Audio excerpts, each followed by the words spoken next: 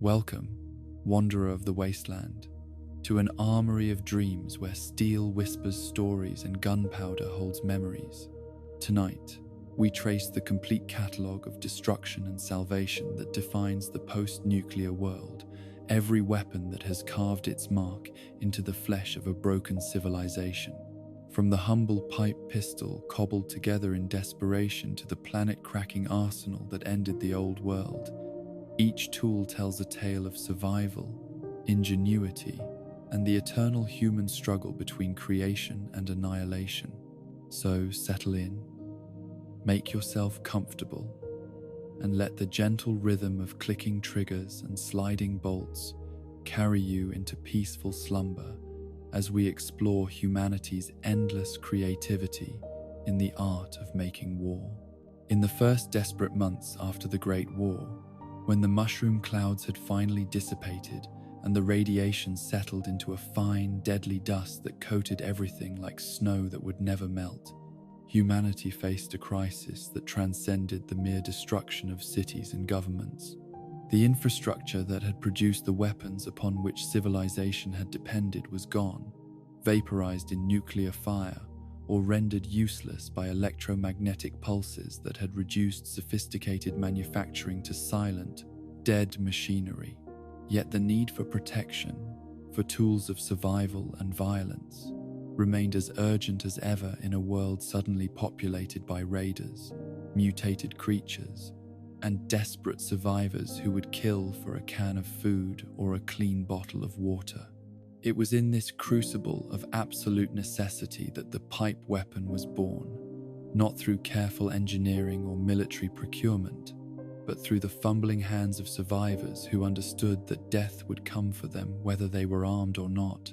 but that being armed at least offered the possibility of taking some of their killers with them into whatever darkness awaited beyond the wasteland's radioactive horizon. The first pipe pistol was probably assembled by someone whose name history would never record.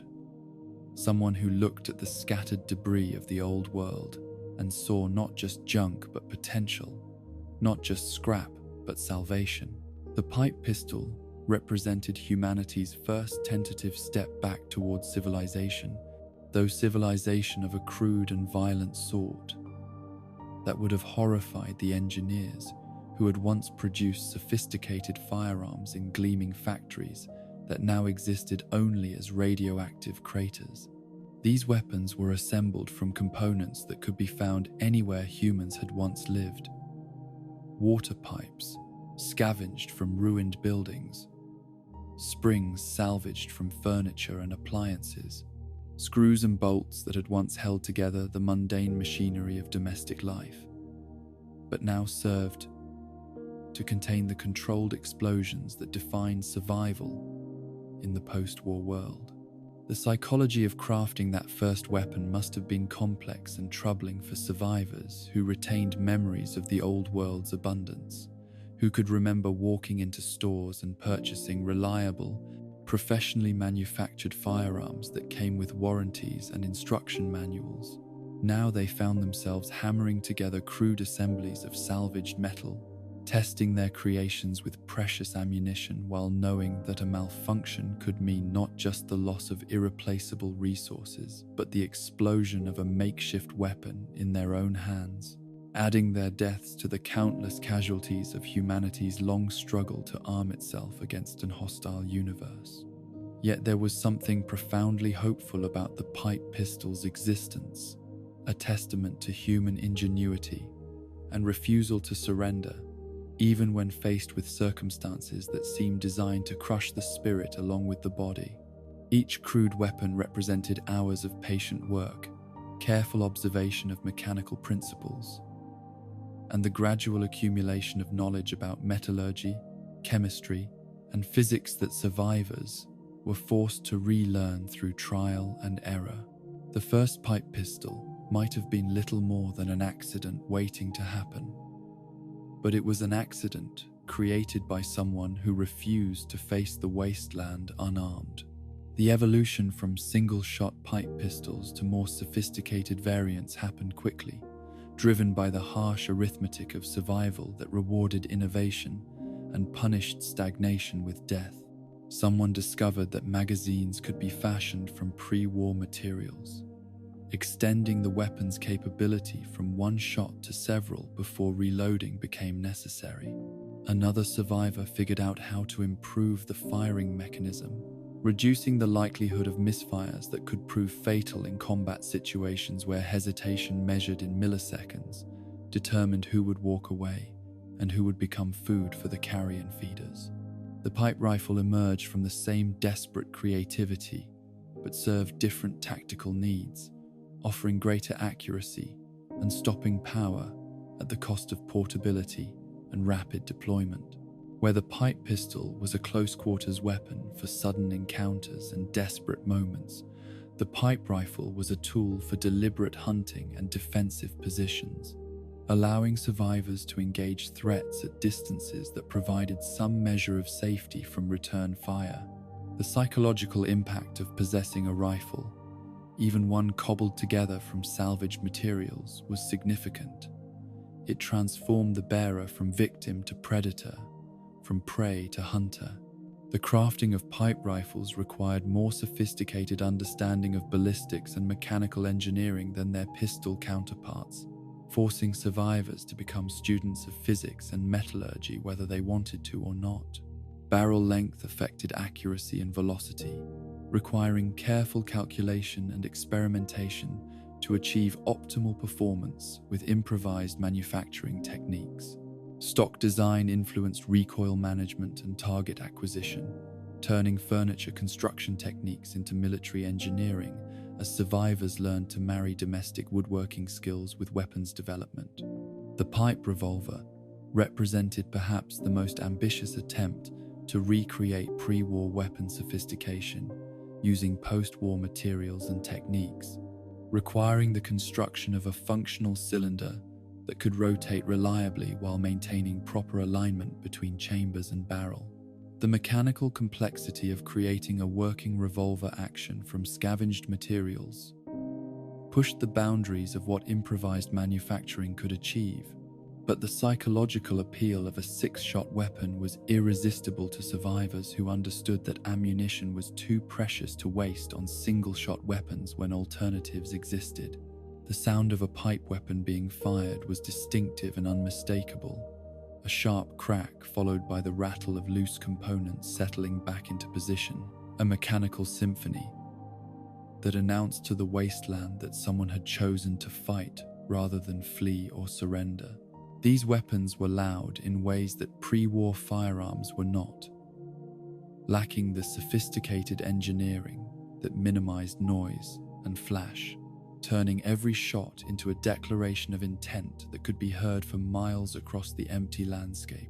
The sound became as much a part of the post-war acoustic environment as Geiger counterclicks and the distant howls of mutated predators. But the pipe weapon family was not limited to firearms, as survivors quickly discovered that the same principles of improvised construction could be applied to melee weapons that required no ammunition and could be used repeatedly without consuming precious resources. The lead pipe became ubiquitous throughout the wasteland, favored for its availability, durability,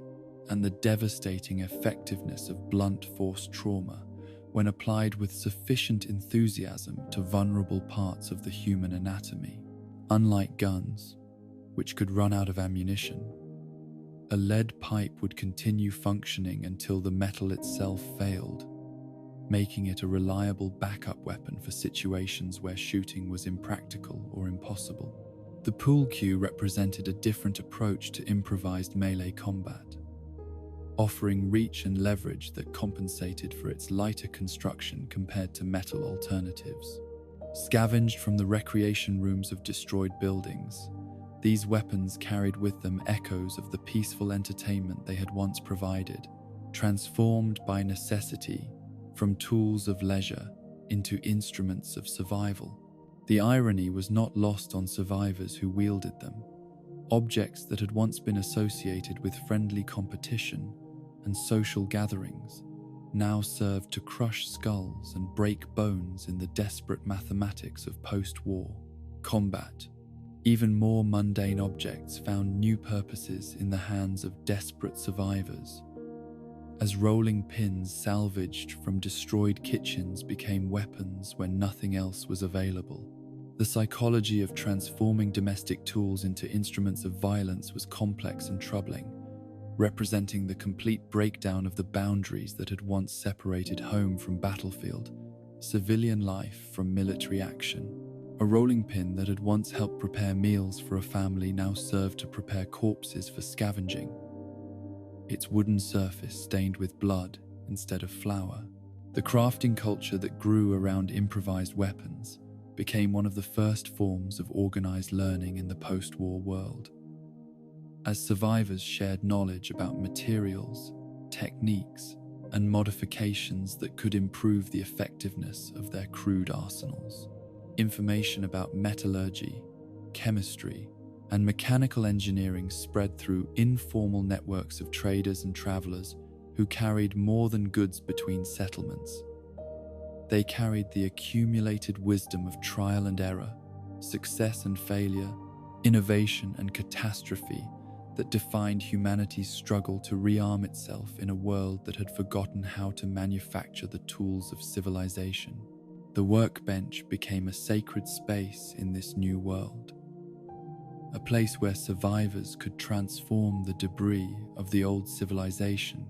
into the tools needed for the new one. These were not the sophisticated manufacturing centers that had once produced weapons for military and civilian markets, but crude assemblies of salvaged equipment, jury-rigged into functional tools for metalworking, woodworking, and the thousand small tasks that turned scrap into salvation. The ritualistic nature of weapon crafting provided psychological benefits beyond the practical value of the finished products, giving survivors a sense of control and agency in a world that seemed determined to deny both.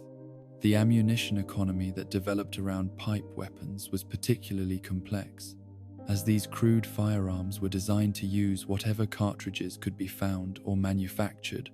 rather than standardized calibers that had once defined military and civilian armaments. Flexibility was more important than optimization,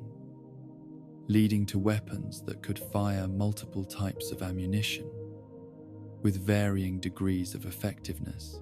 This adaptability came at the cost of performance and reliability, but in a world where any ammunition was precious, the ability to use whatever could be found was more valuable than theoretical ballistic perfection. Trading networks emerged around the components needed for weapon construction, creating some of the first post-war commerce, as survivors bartered steel for springs, ammunition for tools, knowledge for materials in complex webs of exchange that began to rebuild the economic relationships that had once defined human civilization.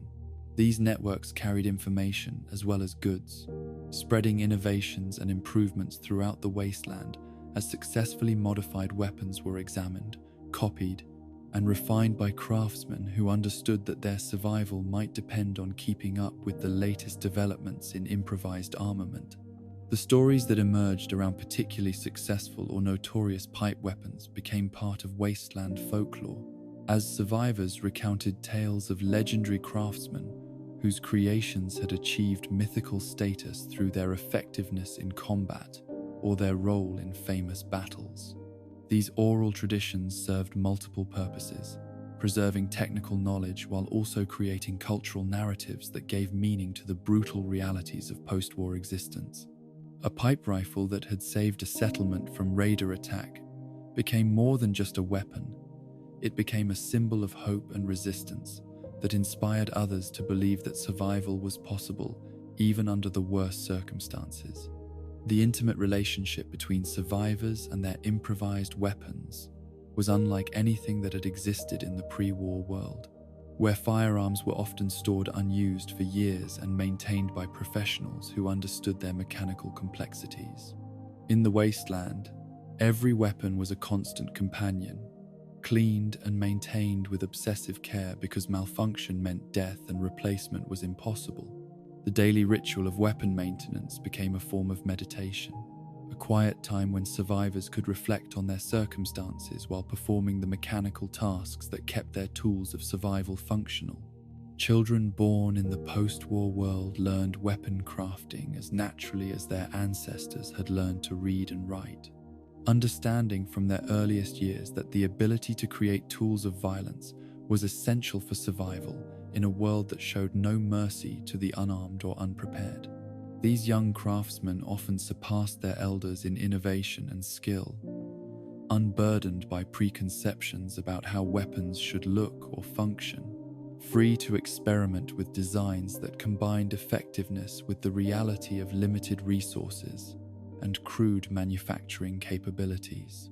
The psychology of using improvised weapons in combat was complex and often traumatic, as survivors struggled with the knowledge that their lives depended on crude assemblies of scrap metal that might explode in their hands as easily as they might fire properly. This uncertainty added an extra dimension of stress to combat situations that were already psychologically devastating, forcing combatants to face not only their human enemies, but also the possibility that their own weapons might betray them at the critical moment when survival hung in the balance. Yet despite their crude construction and questionable reliability, pipe weapons represented something profound and meaningful in the post-war world. They represented humanity's refusal to surrender, its determination to fight back against a universe that seemed designed to extinguish consciousness and hope. Every pipe pistol was a declaration of defiance. Every pipe rifle a statement of intent to survive and thrive despite circumstances that would have crushed weaker species. In their rough construction and improvised design, these weapons embodied the essential human characteristics that had enabled the species to survive ice ages and plagues, wars, and disasters, proving once again that ingenuity and determination could overcome almost any obstacle. The sound of hammering that echoed through post-war settlements was the sound of civilization being rebuilt one weapon at a time, as survivors transformed the wreckage of the old world into the tools they would need to create a new one. Each blow of the hammer was an act of faith, a belief that tomorrow would come and that when it did, they would be ready to face whatever challenges it might bring. In the steady rhythm of metal shaping metal, the wasteland could hear the heartbeat of humanity's determination to endure, to adapt, and ultimately to triumph over the forces that sought to destroy it. The 10mm pistol stands as perhaps the most enduring symbol of pre-war American military philosophy, a weapon that embodied the nation's confidence in its technological superiority and manufacturing prowess during the final decades before the Great War transformed such confidence into radioactive ash scattered across a poisoned continent. To understand the 10mm's significance in the post-war world, one must first appreciate its role in the old civilization, where it served not merely as a sidearm but as a statement of American engineering excellence, a precision instrument of controlled violence that represented everything the United States believed about itself in those final arrogant years. The adoption of the 10mm pistol by American military forces came during the Resource Wars, when traditional allies became enemies, and the global competition for dwindling natural resources had transformed international diplomacy into a barely civilized form of planetary robbery. Military planners, faced with the prospect of fighting wars across multiple theaters against opponents who possessed sophisticated body armor and advanced medical technology, demanded a sidearm that could deliver stopping power superior to the aging 9mm rounds that had served adequately during conflicts against less well-equipped adversaries. The 10mm cartridge represented a compromise between the portability that military personnel required and the terminal ballistics that modern warfare demanded, delivering significantly more kinetic energy than smaller calibers while remaining manageable for soldiers who might need to carry hundreds of rounds during extended operations. The psychological impact of the larger round was as important as its physical effects, as enemy combatants who survived encounters with 9mm weapons might continue fighting despite their wounds, while those struck by 10mm rounds were more likely to be immediately incapacitated regardless of their training or determination. Pre-war manufacturing of 10mm pistols took place in facilities that represented the pinnacle of American industrial achievement, automated production lines that could transform raw materials into finished weapons, with tolerances measured in thousandths of an inch, and quality control standards that ensured each pistol would function reliably through thousands of rounds without significant maintenance. These factories operated around the clock during the final years before the bombs fell, producing weapons not only for American forces, but for allied nations whose own manufacturing capabilities had been compromised by resource shortages and economic instability. The civilian market for 10mm pistols developed in response to the increasing social unrest that characterized pre-war American society, as resource riots and political demonstrations frequently escalated into armed conflicts that overwhelmed law enforcement capabilities.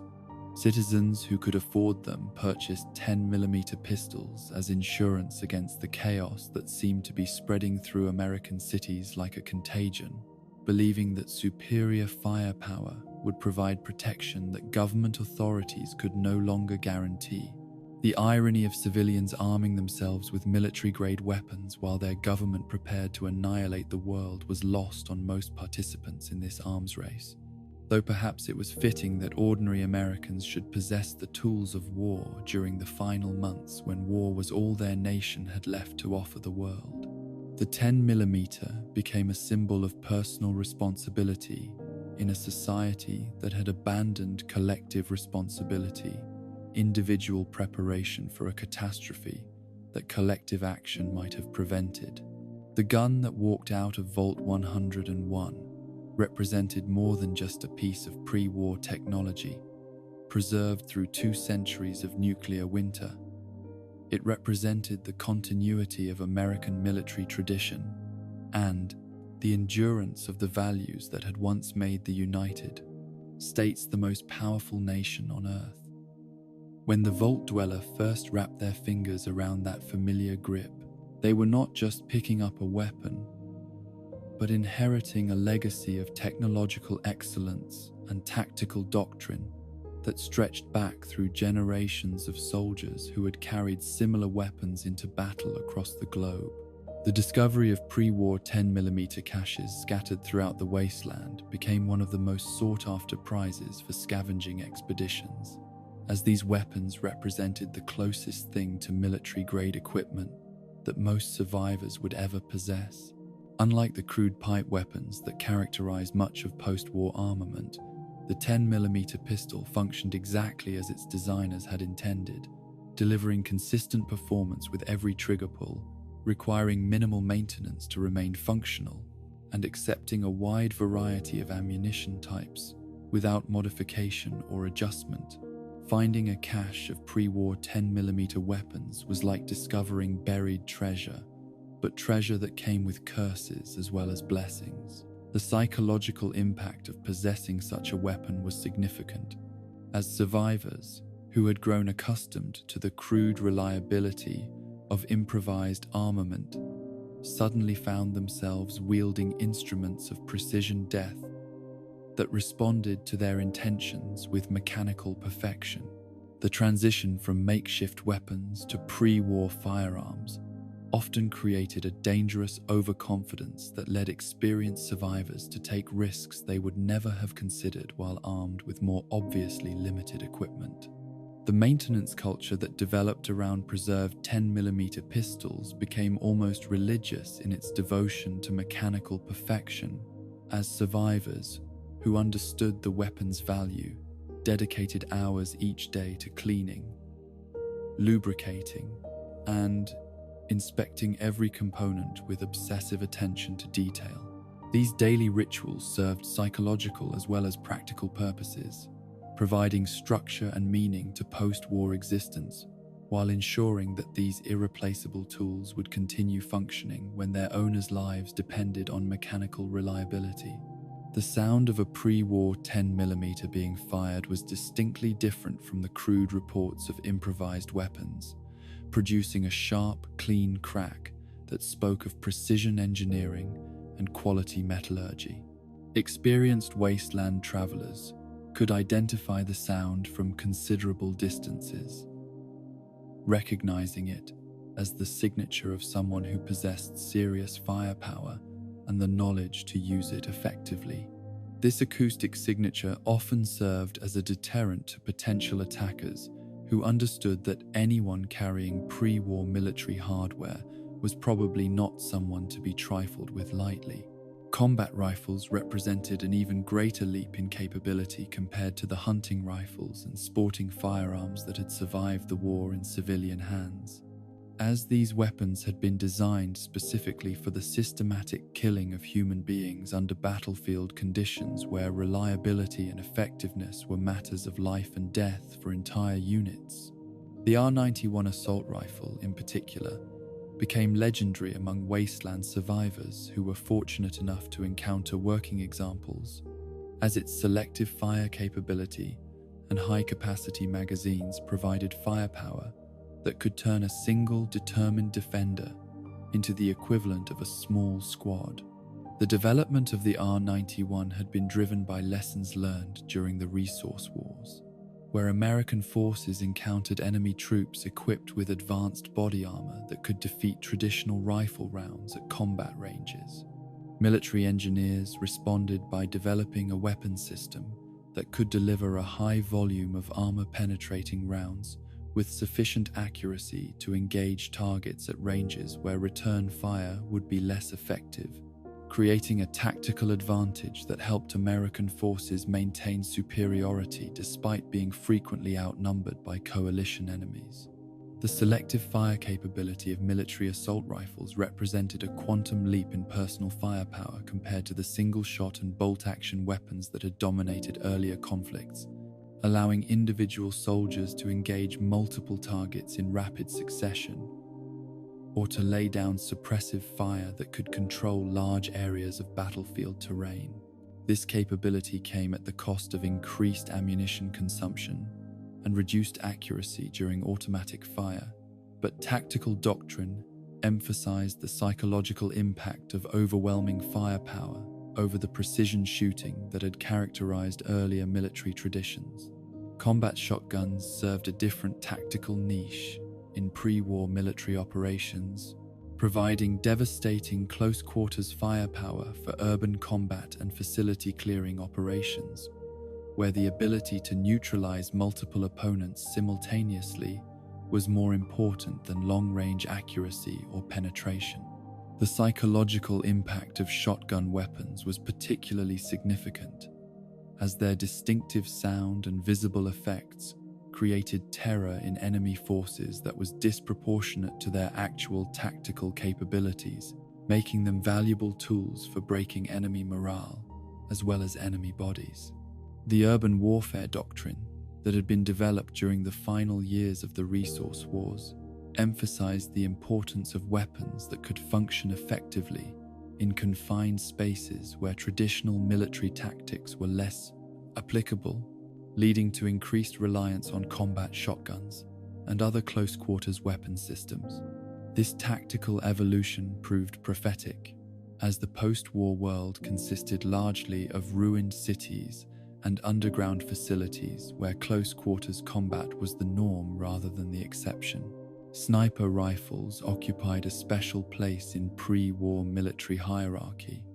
as these precision instruments required not only superior manufacturing standards, but also exceptional skill from their operators, creating an elite class of soldiers whose individual capabilities could influence the outcome of entire operations.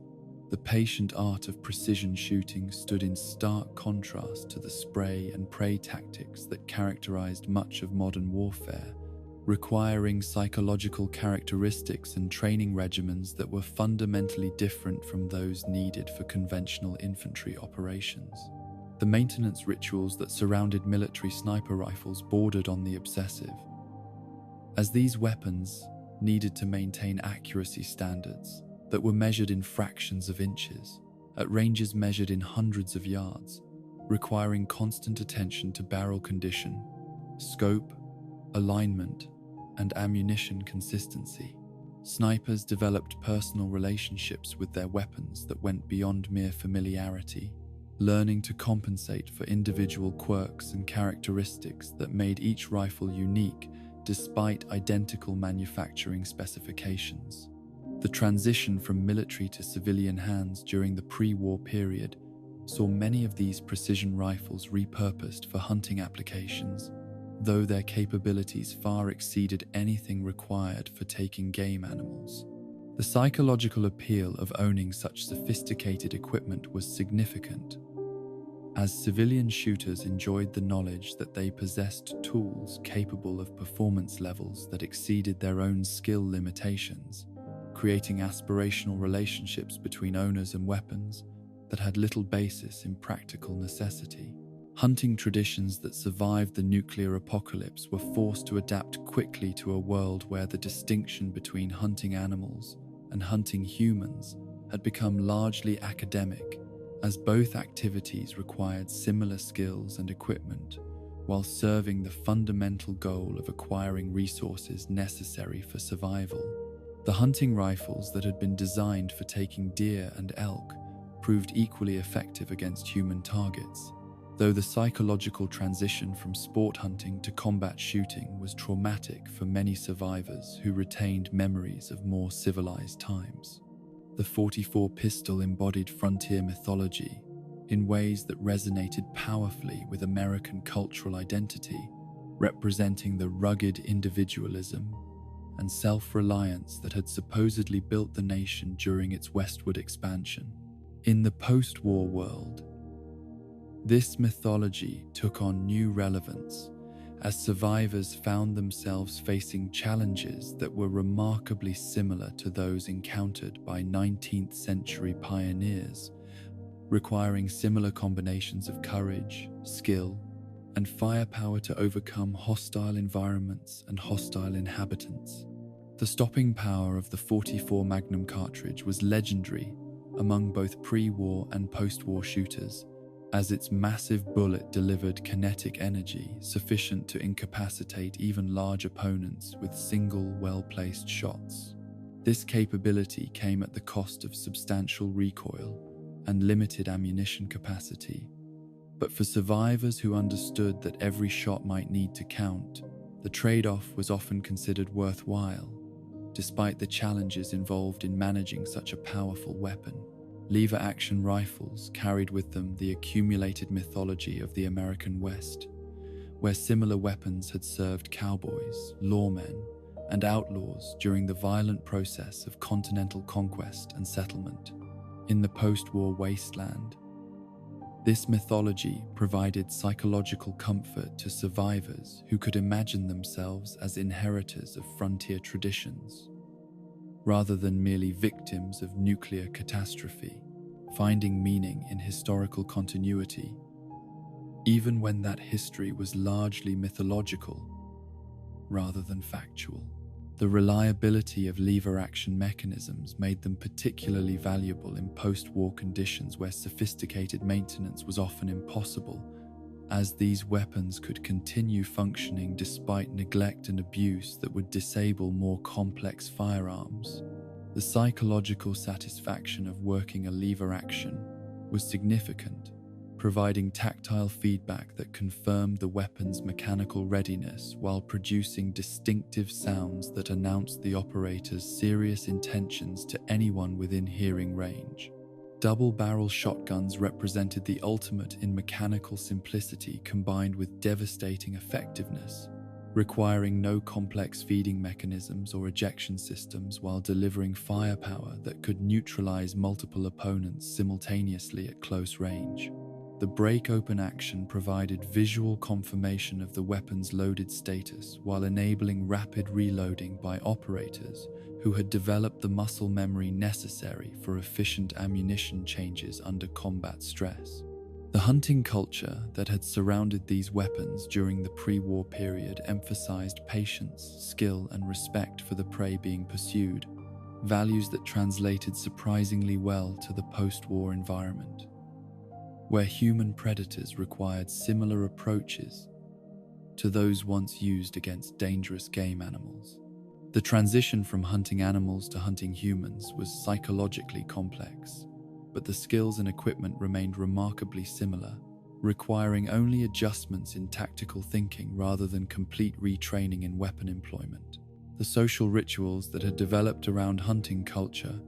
provided templates for post-war communities seeking to establish traditions and hierarchies that could provide stability and meaning in chaotic circumstances. Hunting parties became military patrols, game processing became scavenging operations, and hunting stories became combat narratives, but the underlying social structures remained recognizable to anyone familiar with pre-war outdoor traditions. The ammunition scarcity that characterized the post-war world made every shot precious in ways that pre-war shooters had never experienced, transforming firearms from tools of convenience into instruments that demanded careful consideration before use. This scarcity created new relationships between survivors and their weapons, as the knowledge that replacement ammunition might never be available forced them to develop shooting skills that maximized effectiveness while minimizing waste. The economic systems that developed around ammunition trading became some of the first examples of post-war commerce,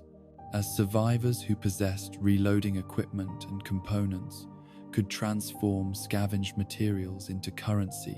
that was universally accepted throughout the wasteland.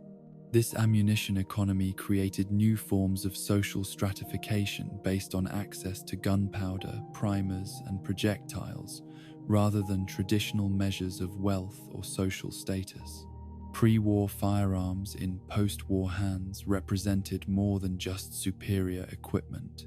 They represented connection to a lost civilization whose technological achievements had been capable of incredible precision and reliability. When applied to constructive purposes, even if those same capabilities had ultimately been turned toward the destruction of the world itself. In the weight and balance of a well-made pre-war weapon, survivors could feel the ghost of American industrial might, the echo of a society that had possessed the resources and knowledge to create tools of incredible sophistication before choosing to use similar sophistication for planetary suicide. The maintenance knowledge required to keep these weapons functional became a form of technological archaeology, as post-war gunsmiths were forced to rediscover manufacturing techniques and metallurgical principles that had once been common knowledge among American industrial workers. This process of rediscovery was slow and often dangerous, as improper maintenance procedures could transform valuable weapons into expensive pipe bombs, but it represented one of the first steps toward rebuilding the technological base that would be necessary for long-term civilizational recovery. The psychological impact of carrying pre-war firearms extended beyond mere confidence in their mechanical capabilities to encompass a sense of historical continuity and cultural inheritance that helped survivors maintain their cultural humanity despite the brutalized circumstances of post-war existence. These weapons served as tangible links to a time when craftsmanship mattered, when quality was built into products rather than engineered out of them, when American manufacturing represented the pinnacle of global industrial achievement, rather than a cautionary tale about the dangers of unchecked technological development. The promise of energy weapons had haunted the dreams of military planners and science fiction enthusiasts for generations before the Great War, representing humanity's eternal quest to transcend the crude limitations of chemical propellants and metal projectiles in favor of something more elegant, more precise, more befitting a species that had split the atom and reached for the stars. In the sterile laboratories of the Institute and the classified research facilities hidden beneath the American landscape, scientists worked with fevered dedication to transform theoretical physics into practical applications of directed energy, believing that they were creating the tools that would secure American dominance for centuries to come rather than contributing to the arsenal that would ultimately render such dominance meaningless. Laser technology emerged from the marriage of quantum mechanics and military necessity as researchers discovered methods for amplifying light into coherent beams capable of delivering precisely controlled amounts of energy to targets at the speed of light itself. The theoretical advantages were obvious and compelling. No bullet drop to calculate, no travel time to compensate for, no ammunition to carry or conserve, just pure energy traveling in straight lines at the fundamental speed limit of the universe. The reality proved more complex and challenging than the theories had suggested, but the potential benefits were too significant to abandon despite the technical obstacles that plagued early development efforts. The Institute's experiments in directed energy weapons represented some of the most advanced scientific research conducted in the pre-war world, pushing the boundaries of materials science, power generation, and beam-focusing technologies to create weapons that seemed more appropriate for starships than infantry soldiers. These prototype devices required massive power sources, sophisticated cooling systems, and precision optics that made them more laboratory curiosities than practical battlefield weapons, but they demonstrated the fundamental principles that would eventually evolve into the energy weapons that survivors would discover scattered throughout the post-war wasteland. The transition from laboratory prototypes to military applications required solving numerous engineering challenges that had seemed trivial in theory but proved devastating in practice. Power consumption remained the primary obstacle, as early laser weapons required energy sources that were larger and heavier than the weapons themselves, creating logistical nightmares for military planners who needed infantry equipment that soldiers could actually carry into combat. The development of compact fusion cells represented a breakthrough that made portable energy weapons possible, though the technology remained expensive and complex enough to limit production to specialized applications. Military laser rifles evolved through numerous iterations as engineers struggled to balance power output with portability, accuracy with reliability, and effectiveness with maintainability in field conditions that were far removed from the controlled environments where the weapons had been designed and tested. Each generation of laser weapons incorporated lessons learned from combat trials and user feedback, gradually transforming exotic laboratory equipment into practical tools for professional soldiers who needed weapons that would function reliably under the stress and chaos of actual warfare. The psychological impact of laser weapons on both operators and targets was significant and complex, as these devices represented such a departure from traditional firearms that their use required fundamental changes in tactical thinking and combat training. The absence of recoil eliminated one of the most basic aspects of marksmanship training, while the instantaneous impact of laser beams at target ranges eliminated the need for leading moving targets or compensating for bullet drop. Soldiers who had spent years mastering conventional weapons found themselves relearning basic shooting skills to accommodate the unique characteristics of directed energy systems. The distinctive visual signature of laser weapons created new psychological dynamics on battlefields where the bright beams revealed shooter positions while simultaneously demonstrating technological superiority that could demoralize opponents armed with conventional firearms. Enemy forces who witnessed laser attacks often described them in terms that bordered on supernatural, as the silent death delivered by invisible beams challenged fundamental assumptions about how weapons should look, sound, and function during combat operations. Pistol variants of laser technology were developed for special operations, personnel, and officers who needed compact weapons that could deliver precision fire without the bulk and complexity of full-sized rifle systems.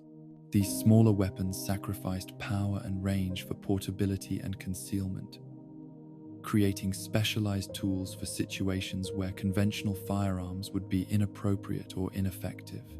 The development of laser pistols pushed miniaturization technology to its limits,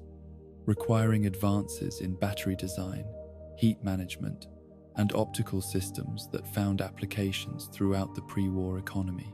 The distinctive smell of ozone that accompanied energy weapon discharge became one of the most recognizable sensory signatures of advanced warfare, as the high-energy beams ionized atmospheric molecules in ways that created unique chemical byproducts. This olfactory marker often lingered in areas where energy weapons had been used extensively, providing intelligence about enemy capabilities and recent combat activity to forces equipped with conventional weapons who had learned to recognize the significance of these chemical traces. Plasma weapons represented an even more exotic approach to directed energy warfare, containing superheated gas in electromagnetic fields that could be projected toward targets with devastating effect on both organic and inorganic materials. The physics involved in creating and maintaining plasma states required even more sophisticated technology than laser systems, pushing the boundaries of materials science and electromagnetic control to create weapons that seemed to border on controlled fusion reactions contained within handheld devices. The development of plasma rifle technology required solving fundamental problems related to containing and projecting matter that existed at temperatures comparable to the interior of stars, creating engineering challenges that had no precedent in civilian applications. The electromagnetic containment fields that kept plasma charges stable during storage and transport represented breakthrough achievements in field generation technology, though the power requirements for maintaining these fields added another layer of complexity to already sophisticated weapon systems. Plasma pistols condensed this advanced technology into even more compact packages, creating sidearms that could deliver close-quarters devastation through superheated gas clouds that expanded rapidly upon impact with targets. The physics of plasma expansion created unique tactical characteristics, as these weapons were most effective at short ranges where the plasma charges could maintain coherence and temperature before atmospheric cooling reduced their effectiveness against hardened targets. The Enclave's advanced plasma weapons represented the pinnacle of pre-war energy weapon development, incorporating classified technologies and manufacturing techniques that had been reserved for the most elite military units and government agencies. These weapons demonstrated capabilities that exceeded anything available to conventional forces, utilizing power sources and focusing systems that had been developed through black-budget research programs that operated beyond normal oversight and accountability structures. The psychological impact of weapons that left no blood was profound and troubling for both operators and witnesses, as the clean deaths delivered by energy weapons eliminated many of the visual cues that humans use to process violence and its consequences. Targets struck by laser beams might simply collapse without obvious wounds, while plasma weapons could vaporize organic matter so completely that victims seemed to simply disappear rather than die in ways that observers could understand and process psychologically. Combat medics who encountered energy weapon casualties faced unique challenges in providing treatment, as the wounds created by directed energy systems were unlike anything covered in conventional medical training. Laser burns penetrated deeply into tissue while cauterizing blood vessels,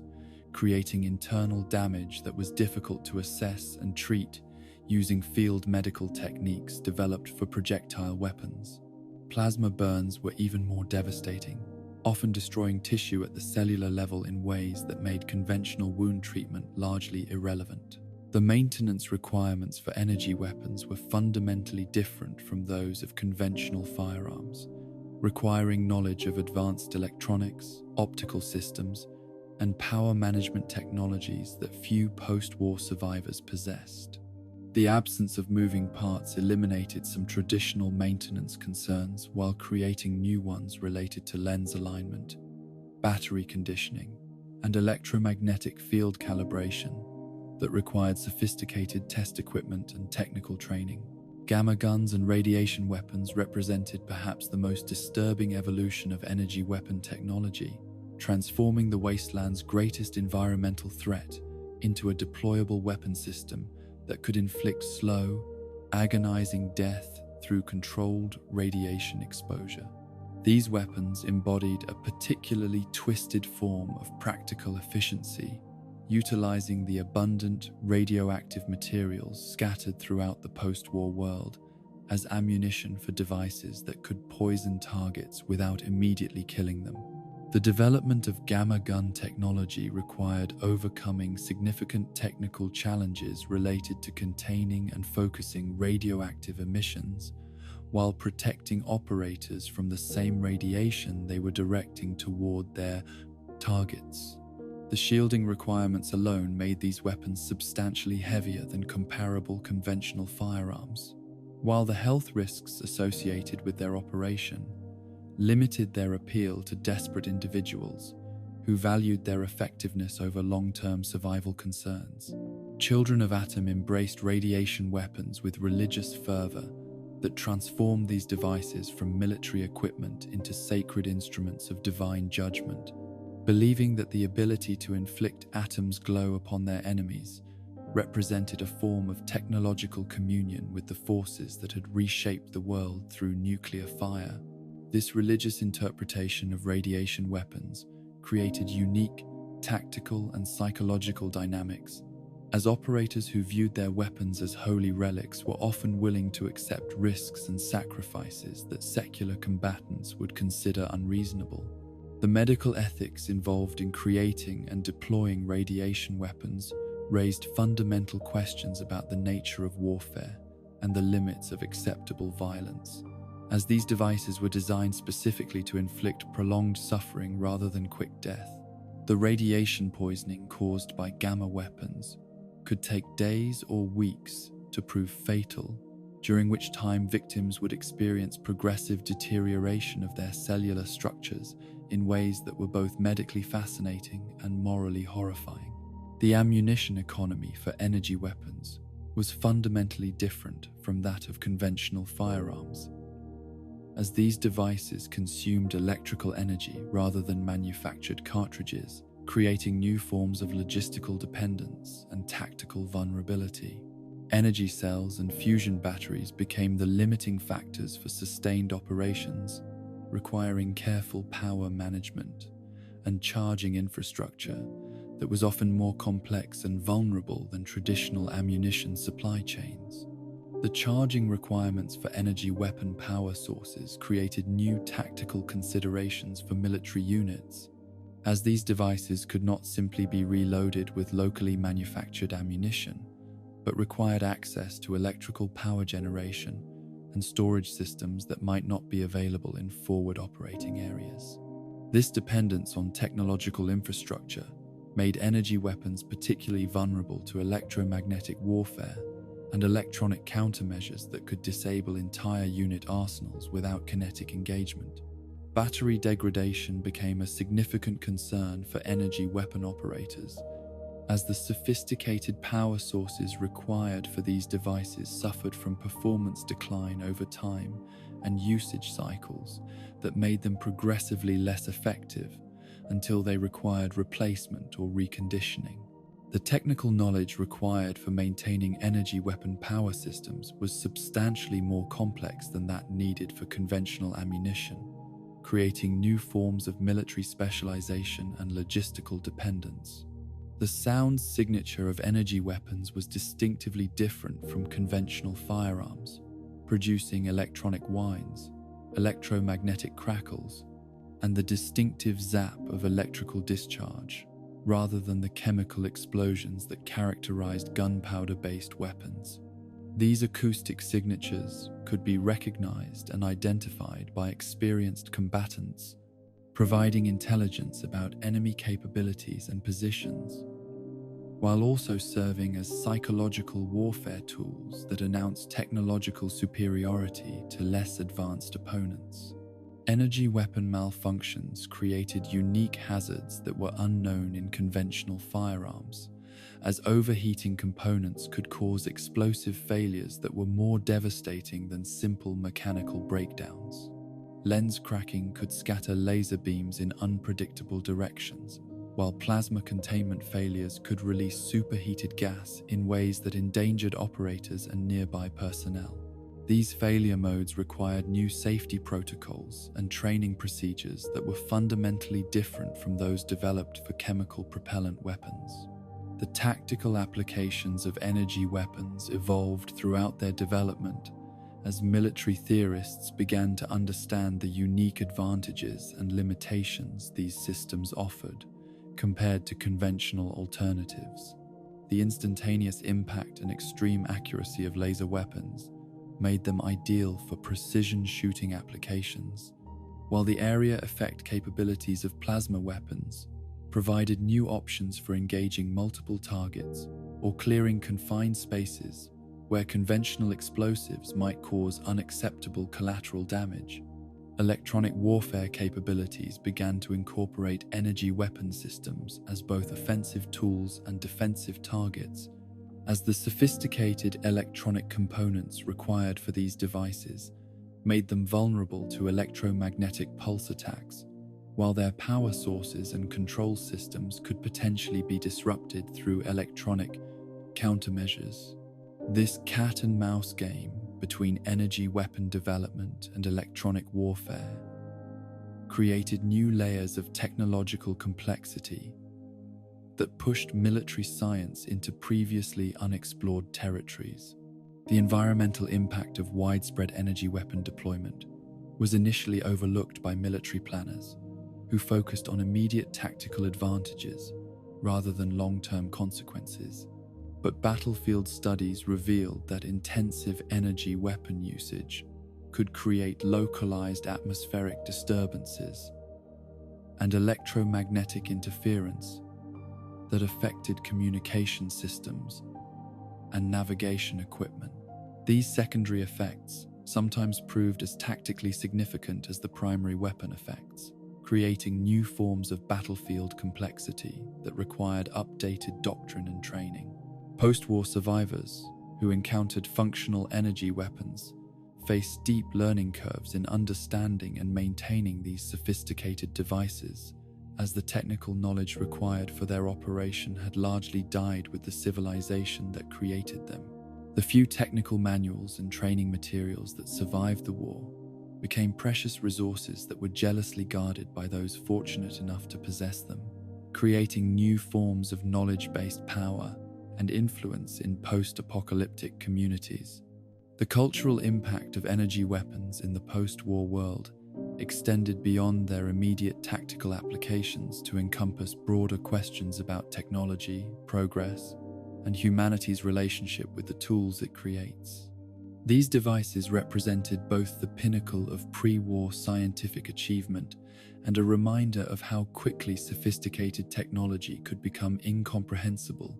when the knowledge base required to understand and maintain it was lost. Through civilizational collapse, energy weapons in post-war hands often became objects of reverence and mystery, rather than simply tools of war, as their exotic appearance and incomprehensible operation elevated them to almost mythical status among survivors who had grown accustomed to the crude reliability of improvised firearms. The psychological power of wielding weapons that seemed to harness the fundamental forces of the universe provided confidence and authority that extended far beyond their actual tactical capabilities, creating new forms of social hierarchy based on access to incomprehensible technology. The maintenance culture that developed around preserved energy weapons became increasingly ritualistic as technical understanding declined, and superstition filled the gaps left by lost knowledge. Survivors developed elaborate procedures for caring for these devices that combined genuine maintenance requirements with magical thinking, creating hybrid approaches to equipment care that sometimes preserved functionality through accident rather than understanding. In the quiet hours of the wasteland night, when survivors cleaned and maintained their energy weapons by firelight, they participated in a technological meditation that connected them to the lost civilization that had created such marvels. The soft glow of power indicators and the gentle hum of charging systems provided reassurance that somewhere, somehow, human ingenuity had once achieved greatness, and that perhaps, with sufficient dedication and care, such greatness might someday be achieved again. When subtlety failed, and the elegant precision of small arms proved inadequate for the challenges that emerged from the radioactive ashes of civilization, survivors turned to the thunderous gospel of heavy weapons, instruments of overwhelming destruction that transformed individuals into walking artillery pieces, capable of reshaping battlefields through sheer force of explosive will. These were not weapons for quiet assassinations or careful marksmanship, but tools for situations where the only acceptable solution was the complete obliteration of everything within a substantial radius, where surgical precision gave way to overwhelming firepower that could reduce complex tactical problems to simple questions of who possessed the bigger explosions. The Fat Man nuclear catapult represented perhaps the most insane expression of military engineering that the pre-war world had produced. A weapon system that allowed individual soldiers to deploy miniature nuclear devices with the casual ease of firing an oversized grenade launcher. The psychological implications of putting atomic weapons into the hands of infantry personnel were staggering, transforming every soldier who carried one into a potential catalyst for localized nuclear winter, a walking reminder that the line between tactical engagement and strategic catastrophe had been permanently erased by humanity's bottomless appetite for increasingly destructive ways to settle disagreements. The development of portable nuclear weapons had been driven by tactical doctrines that assumed conventional warfare could be enhanced rather than replaced by atomic firepower, creating a generation of military planners who believed that nuclear weapons could be treated like particularly powerful conventional explosives rather than fundamentally different tools that operated according to their own terrifying logic. The miniaturization of nuclear devices required breakthrough achievements in weapons, physics, and engineering that represented some of the most sophisticated technology ever developed, though the wisdom of making such technology portable remained questionable even among the scientists who created it. Operating a Fat Man required not just physical strength sufficient to carry and aim the substantial launcher, but psychological conditioning that could accommodate the knowledge that each trigger pull would create a miniature sun capable of vaporizing everything within several city blocks. The training protocols developed for nuclear catapult operators included extensive psychological evaluation and counseling, as military authorities gradually realized that the mental stresses associated with wielding portable atomic weapons were unlike anything previously encountered in military service. The ammunition for Fat Man launchers consisted of football-sized nuclear devices that contained enough fissile material to level substantial structures while producing radioactive fallout that would contaminate the target area for decades. Each mini-nuke represented a significant investment in weapons-grade nuclear materials and sophisticated engineering, making them too expensive for routine use, but too devastating to ignore when situations demanded maximum possible firepower, regardless of long-term consequences. The sound of a Fat Man firing was distinctive and unforgettable. A deep thump followed by the whistle of the miniature nuclear device arcing through the air toward its target. Then the brilliant flash and earth-shaking roar of atomic detonation that announced to everyone within miles that someone had decided that subtle approaches were no longer appropriate. The psychological impact of this acoustic signature was profound. as experienced combatants learned to recognize the sound and take immediate cover, understanding that nuclear weapons made no distinction between intended targets and unfortunate bystanders. Standard missile launchers represented a more conventional approach to portable destruction, utilizing traditional explosive warheads, delivered by rocket propulsion systems that could engage targets at ranges where return fire was unlikely to prove effective. These weapons bridged the gap between infantry firearms and artillery systems, providing individual soldiers with the ability to destroy armored vehicles, fortified positions, and concentrated enemy formations using guided or unguided projectiles that could deliver substantial explosive payloads with reasonable accuracy. The tactical applications of missile launchers were diverse and significant, ranging from anti-armor operations where single shots could disable or destroy enemy vehicles, to area denial missions where high explosive warheads could make specific locations uninhabitable for extended periods. The psychological impact of missile weapons was considerable, as their distinctive launch signatures and explosive effects created terror disproportionate to their actual casualty-producing capabilities, making them valuable tools for breaking enemy morale, as well as enemy equipment. Ammunition scarcity for heavy weapons became one of the most significant logistical challenges in post-war combat, as the sophisticated projectiles required for missile launchers and nuclear catapults were impossible to manufacture using improvised techniques and wasteland resources. Each rocket or mini-nuke fired represented the consumption of irreplaceable pre-war technology, creating tactical situations where the decision to use heavy weapons required careful consideration of whether immediate tactical advantages justified the permanent loss of strategic resources. The economics of explosive ordnance in the post-war world created new forms of wealth and power, as individuals or groups who possessed substantial stockpiles of missiles, rockets, or nuclear devices could exercise influence far beyond what their numbers or conventional military capabilities might suggest.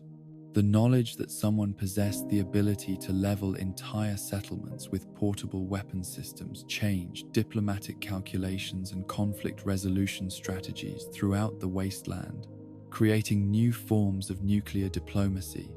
on scales that range from interpersonal disputes to intercommunity warfare. The brotherhood that developed among heavy weapons specialists transcended traditional military hierarchies and faction loyalties, as operators of missile launchers and nuclear catapults shared unique experiences and challenges that were incomprehensible to those armed with conventional weapons. These specialists understood the psychological burden of wielding such devastating firepower, the technical knowledge required to maintain complex weapon systems, and the tactical considerations involved in deploying weapons that could easily kill their operators, along with their intended targets if used improperly. Miniguns and machine guns represented a different philosophy of overwhelming firepower, achieving dominance through superior volume of fire, rather than individual projectile destructiveness, creating weapons that could saturate target areas with such dense patterns of bullets that survival became statistically impossible rather than tactically unlikely. The psychological impact of facing sustained automatic fire was devastating, as human nervous systems were not equipped to process the sensory overload created by hundreds of bullets impacting in rapid succession, while the distinctive sound of automatic weapons announced that resistance was futile. The operation of minigun systems required physical strength and endurance that exceeded normal human capabilities, as these weapons consumed ammunition at rates measured in thousands of rounds per minute, while generating recoil forces that could easily overwhelm unprepared operators. The spinning barrel configuration that gave these weapons their name was necessary to manage the enormous heat buildup created by sustained automatic fire, but it also created unique maintenance requirements and operational procedures that distinguished minigun operators from conventional machine gunners. Light machine guns provided squad-level automatic firepower that could suppress enemy positions while consuming ammunition at rates that were sustainable during extended operations, representing a compromise between the devastating effectiveness of heavy machine guns and the portability required for infantry operations. These weapons required crews rather than individual operators, creating social and tactical dynamics that emphasized teamwork and mutual dependence in ways that were different from the individual responsibility associated with personal firearms. The 50 caliber heavy machine gun represented the ultimate expression of conventional automatic firepower, delivering projectiles massive enough to disable light vehicles while maintaining rates of fire sufficient to create impenetrable barriers of flying metal that could control large areas of terrain. These weapons were designed specifically for breaking through fortifications and defeating armored targets that were immune to smaller calibers, creating tactical capabilities that approached those of light artillery while remaining portable enough for infantry deployment. The deafening symphony of sustained automatic fire created acoustic environments that were unlike anything found in nature, as the overlapping reports of hundreds of bullets firing in rapid succession created sound levels that could cause permanent hearing damage while producing psychological effects that bordered on the supernatural. Combat veterans who survived encounters with heavy automatic weapons often described the experience in terms that suggested temporary insanity or dissociative episodes, as human consciousness struggled to process sensory input that exceeded normal perceptual capabilities. Flamers represented perhaps the most primitive yet terrifying approach to heavy weapons employment, utilizing humanity's ancient fear of fire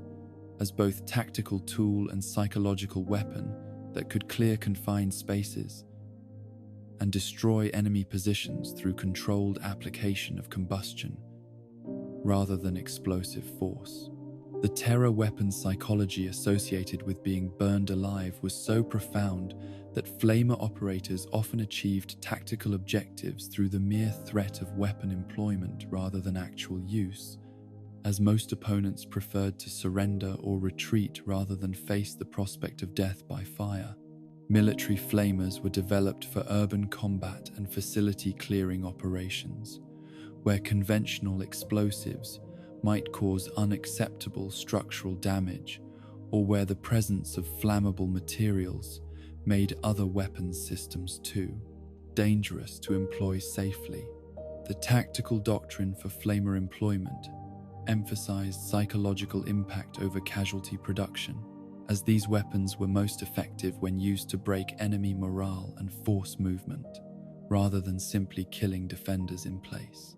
The improvised fire weapons that emerged in the post-war world demonstrated human creativity in finding new applications for readily available materials, as survivors discovered that automotive fuel, cooking oil, and other combustible liquids could be weaponized using simple delivery systems that ranged from modified garden sprayers to elaborate contraptions assembled from plumbing supplies and camping equipment. These devices lacked the sophistication and safety features of military flamers, but they could deliver devastating psychological impact using materials that were available throughout the wasteland. Fuel sources for flame weapons became critical logistical considerations in post-war operations, as these devices consumed large quantities of combustible materials that were often more valuable as heating, fuel, or vehicle power than as ammunition for weapon systems. The competition between survival needs and combat requirements created complex resource allocation decisions that forced communities to choose between immediate defensive capabilities and long-term sustainability concerns. The intimate nature of fire as a weapon created unique psychological challenges for operators, as burning enemies to death required close proximity to the results of weapon employment in ways that long-range firearms did not. Flamer operators often reported nightmares and psychological trauma related to the sounds and smells associated with burning human flesh, experiences that were qualitatively different from the more abstract violence associated with bullets and explosives. The tactical employment of heavy weapons required coordination and planning that was substantially more complex than individual firearms usage, as these systems often created danger zones that extended beyond their intended target areas, while requiring support personnel for ammunition handling, security, and medical assistance in case of accidents. The operational procedures for heavy weapons crews emphasized safety protocols and communication standards that were critical for preventing friendly fire incidents and equipment accidents that could prove as deadly as enemy action. The maintenance requirements for heavy weapons systems were substantial and complex, requiring specialized tools, replacement parts, and technical knowledge that was often beyond the capabilities of individual operators or small unit mechanics. The absence of proper maintenance support in post-war conditions meant that these weapons often had limited operational lifespans, functioning reliably for brief periods before mechanical failures rendered them useless until major repairs could be performed using resources that might not be available anywhere in the wasteland. The strategic implications of heavy weapons employment extended far beyond immediate tactical considerations, as the use of such systems often escalated conflicts to levels where negotiated settlements became impossible, and total victory or defeat became the only acceptable outcomes. Communities that witnessed heavy weapons attacks rarely forgot or forgave such experiences, creating cycles of escalation that could persist for generations, as the psychological trauma associated with overwhelming firepower created permanent enemies who viewed compromise as betrayal of the dead. Training programs for heavy weapons operators were necessarily different from those developed for conventional firearms, as these systems required not only marksmanship skills but also understanding of ballistics, target effects, safety procedures, and crew coordination that approached the complexity of artillery operations. The knowledge required to safely and effectively employ heavy weapons was substantial enough that operators often became valuable strategic assets whose survival was critical to their unit's continued operational effectiveness. The sound signatures of various heavy weapons became part of the acoustic landscape of post-war conflict, as experienced survivors learned to identify different weapon systems by their distinctive audio characteristics and take appropriate defensive measures based on the type of threat they were facing. The psychological impact of recognizing specific heavy weapons sounds was significant, as these audio cues could trigger immediate stress responses in combat veterans who associated particular sounds with traumatic experiences. Storage and transportation of heavy weapons ammunition required special procedures and equipment that were often improvised from available materials, as the size, weight, and sensitivity of missiles, rockets, and nuclear devices made them challenging to handle safely under field conditions. The logistics of moving substantial quantities of explosive ordnance without proper military transport created new forms of vulnerability, as ammunition convoys became high-value targets that required substantial escort forces and security measures. The cultural impact of heavy weapons in post-war society extended beyond their immediate military applications to encompass broader questions about power, responsibility, and the appropriate limits of individual capability in situations where single persons could wield destruction that rivaled natural disasters. The philosophical implications of putting such power into individual hands raised fundamental questions about democracy, authority, and social control that had no easy answers in societies struggling to rebuild basic governmental structures. Heavy weapons specialists often developed distinctive subcultures within larger military organizations, creating informal hierarchies and traditions that reflected the unique challenges and responsibilities associated with operating systems that could determine the outcome of entire conflicts through individual actions. These specialists shared knowledge, techniques, and stories that were incomprehensible to others while maintaining the equipment and skills that made them indispensable to their community's survival and security. The psychological burden of maintaining and operating weapons capable of mass destruction took its toll on heavy weapons personnel in ways that were often invisible to their commanders and colleagues, as the constant awareness of wielding such devastating power created stress levels that could manifest as anxiety, depression, or behavioral problems that were difficult to diagnose and treat using available medical resources. The mental health implications of heavy weapons employment were rarely considered during weapon system development, but they became impossible to ignore when operators began exhibiting symptoms of psychological breakdown. In the quiet moments between conflicts, when heavy weapons lay silent and unused in their storage areas, they served as constant reminders of humanity's capacity for both creation and destruction. Technological achievements that could protect communities and preserve peace through their mere existence, while simultaneously representing the ultimate failure of diplomacy and civilization to resolve conflicts through means other than overwhelming violence. The paradox of weapons too terrible to use but too important to abandon defined much of the heavy weapons experience in the post-war world, where survival often depended on possessing capabilities that everyone hoped would never be necessary to employ. In the vast catalogue of destruction that emerged from humanity's post-apocalyptic ingenuity, certain weapons transcended their mechanical origins to become something approaching mythology, individual instruments of death that carried names, histories, and reputations that elevated them beyond mere tools into the realm of legend. These were not simply firearms or energy weapons, but singular artifacts that embodied the stories of their creators, their owners, and the moments of violence or salvation that had transformed mundane metal and circuitry into objects of reverence, fear, and desperate desire. Among those who understood that in the wasteland, the difference between legendary equipment and ordinary gear was often measured in heartbeats and bloodshed.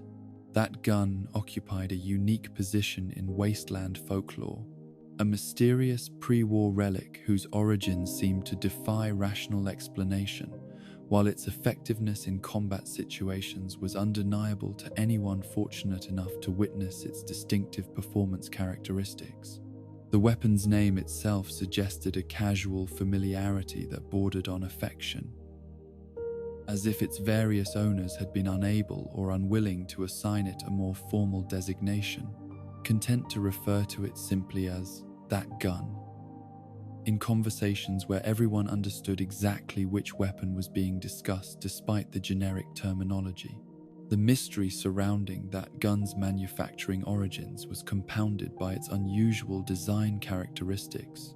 which seemed to combine elements from multiple weapon systems in ways that suggested either experimental development programs that had never been officially documented or manufacturing techniques that had been lost along with the civilization that created them. Weapon experts who examined the device reported construction methods and materials that were unfamiliar despite their obvious expertise, creating theories and speculation that ranged from secret government projects to extraterrestrial technology, depending on the credibility and sobriety of the observers making such assessments. The ballistic performance of that gun exceeded expectations based on its physical appearance, delivering accuracy and stopping power that seemed disproportionate to its compact size and relatively modest ammunition requirements. Users reported that the weapon seemed to improve their marksmanship skills rather than simply providing superior mechanical performance, as if the device somehow compensated for human limitations in ways that conventional firearms could not achieve through purely mechanical means. The psychological impact of wielding such a distinctive weapon extended beyond its practical combat applications to encompass questions of identity and reputation that were significant in post-war society where individual capability was often the primary determinant of survival and social status. Possession of that gun immediately identified its bearer as someone who had either achieved something remarkable or survived something terrible, as weapons of such legendary status were not typically acquired through casual trading or routine scavenging operations. Wazer Rifle represented an entirely different category of legendary weapon, one whose fame derived not from mysterious origins or exceptional performance, but from the innocent mispronunciation that had somehow transformed a sophisticated energy weapon into a beloved mascot of childhood resilience in the face of apocalyptic horror. The story of the child who had named this laser rifle through phonetic approximation rather than technical understanding became part of wasteland oral tradition, reminding survivors that hope and wonder could survive even the complete destruction of the educational systems that had once taught proper pronunciation and spelling. The technical specifications of the weapon that became known as Wazer Rifle were impressive by any standard, incorporating advanced focusing systems and power management technologies that exceeded the performance characteristics of standard military laser rifles, while maintaining the reliability and user-friendliness that had made energy weapons popular among elite combat units. The irony that such sophisticated technology should be remembered through baby talk rather than technical documentation was not lost on those who understood both the weapon's capabilities and the circumstances of its naming. The emotional resonance of Wazer Rifle's name created psychological bonds between the weapon and its users that transcended normal equipment relationships, as the childish pronunciation served as a constant reminder of innocence lost and the need to protect what remained of humanity's capacity for wonder and joy. Veterans who carried the weapon often reported feeling protective instincts toward it that were more appropriate for living beings than mechanical devices, suggesting that the power of names and stories could transform even advanced technology into objects of affection rather than mere tools. The terrible shotgun earned its ominous designation through performance characteristics that were anything but terrible in the conventional sense,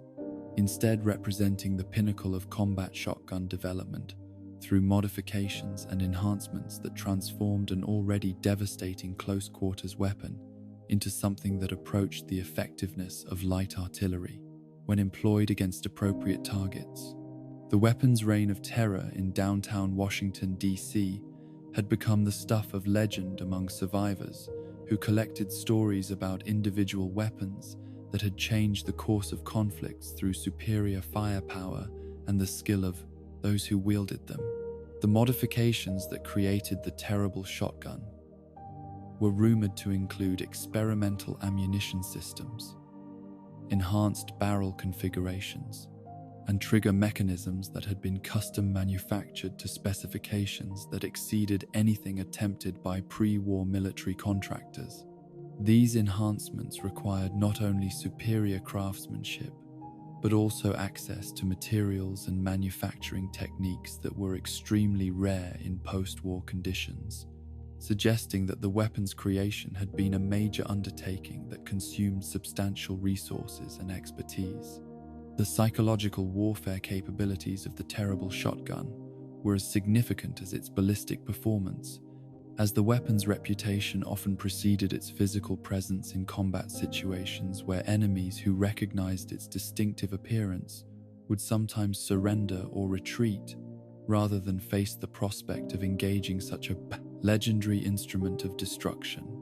The power of reputation in establishing tactical advantage was considerable in post-war conflicts where individual weapons could achieve fame that rivaled that of their human operators. Personal attachment to weapons in a world without permanence became one of the most significant psychological phenomena among post-war survivors, as the absence of stable homes, reliable relationships,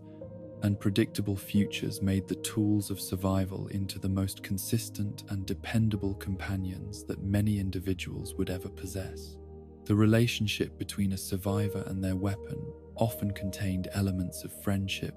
love, and spiritual connection that would have seemed pathological in pre-war society,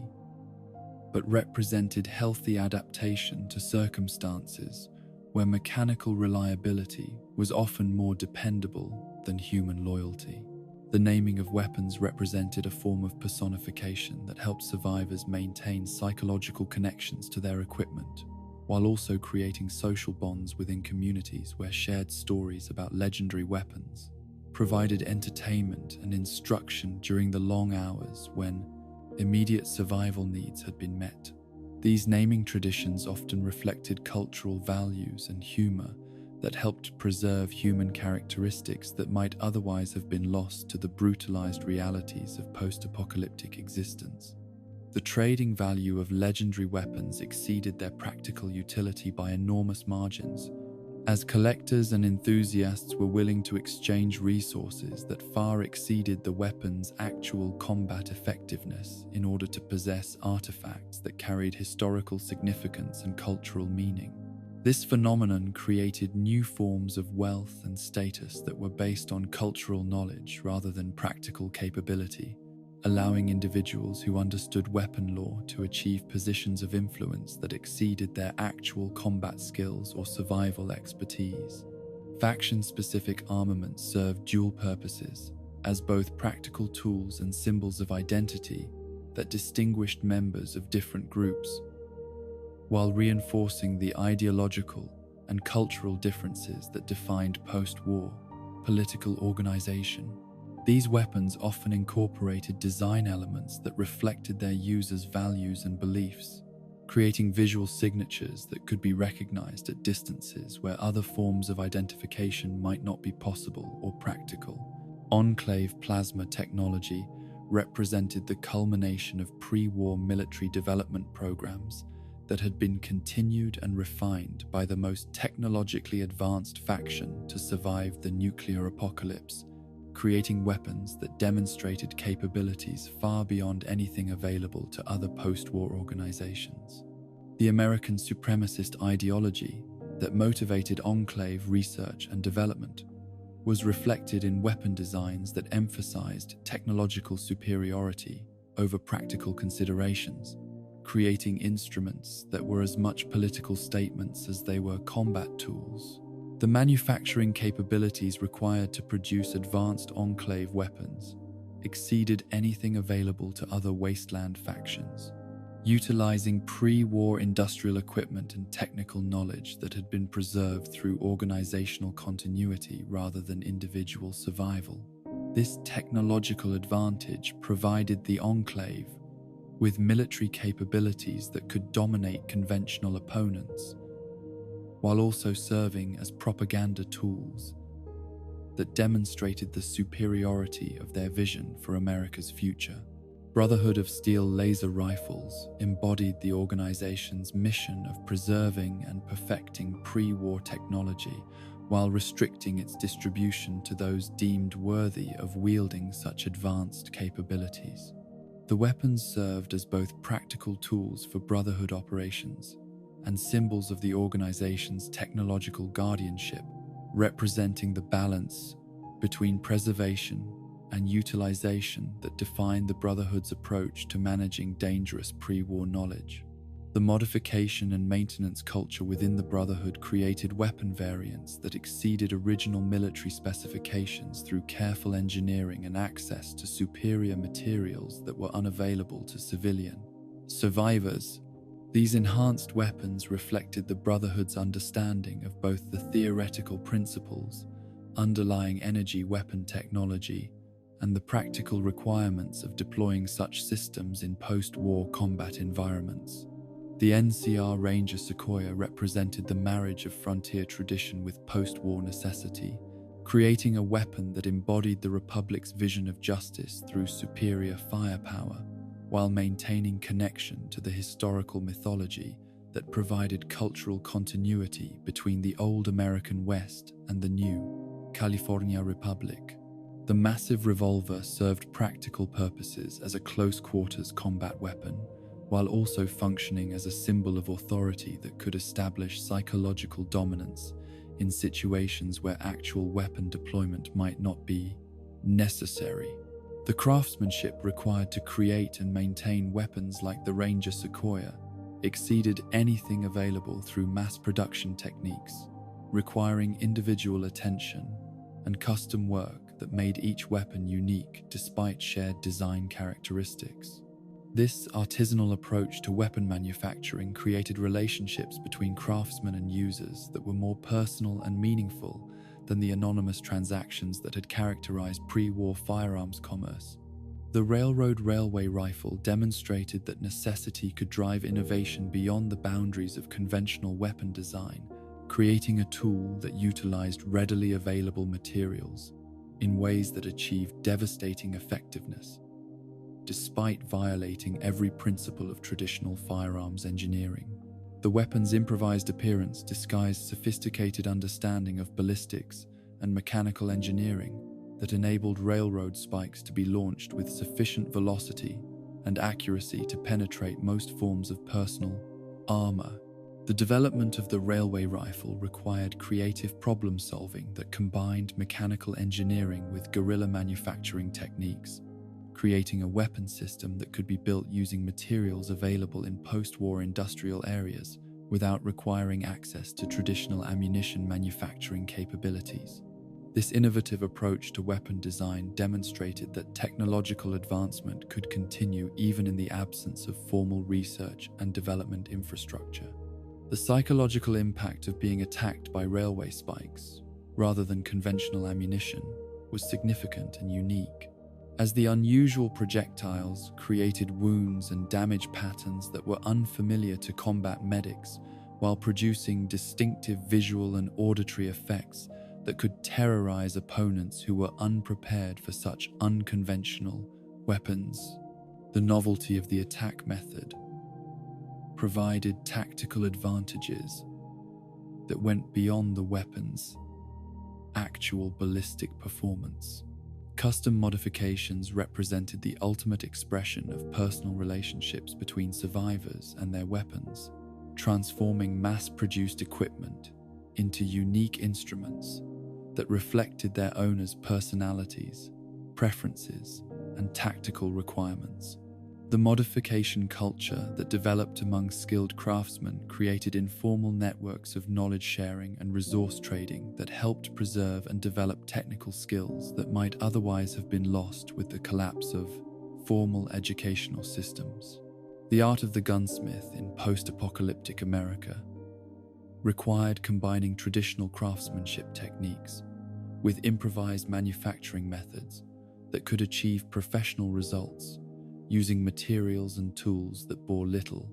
resemblance to pre-war industrial equipment. These craftsmen became valuable members of their communities, not only for their ability to maintain and repair essential equipment, but also for their role in preserving and transmitting technical knowledge that represented humanity's accumulated understanding of metallurgy, chemistry, and mechanical engineering. Trading rare components across the wasteland created economic networks that connected distant communities while providing incentives for exploration and scavenging that helped map the post-war world and establish communication between isolated populations.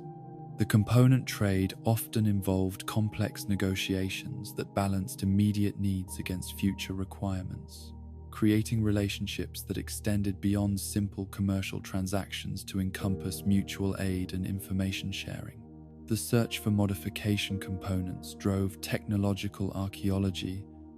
as survivors explored pre-war industrial sites, military installations, and research facilities in search of materials that could enhance their weapons while simultaneously risking exposure to radiation, hostile wildlife, and other survivors who might compete violently for access to the same resources.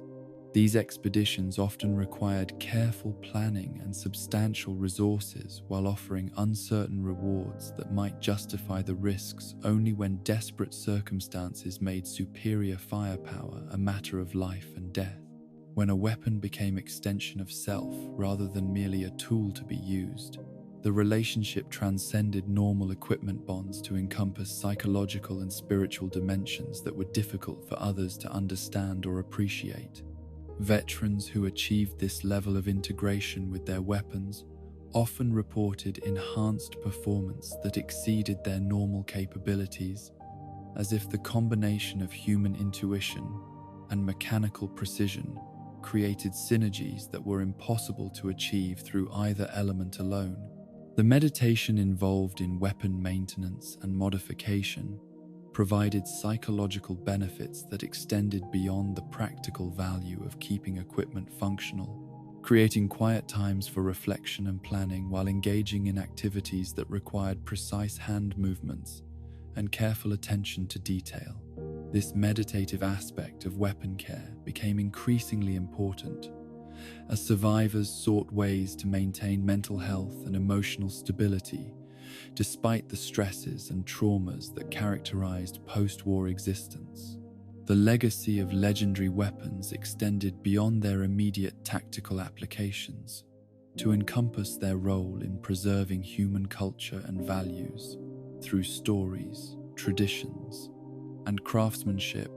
that connected post-war survivors to the accumulated wisdom and creativity of their ancestors.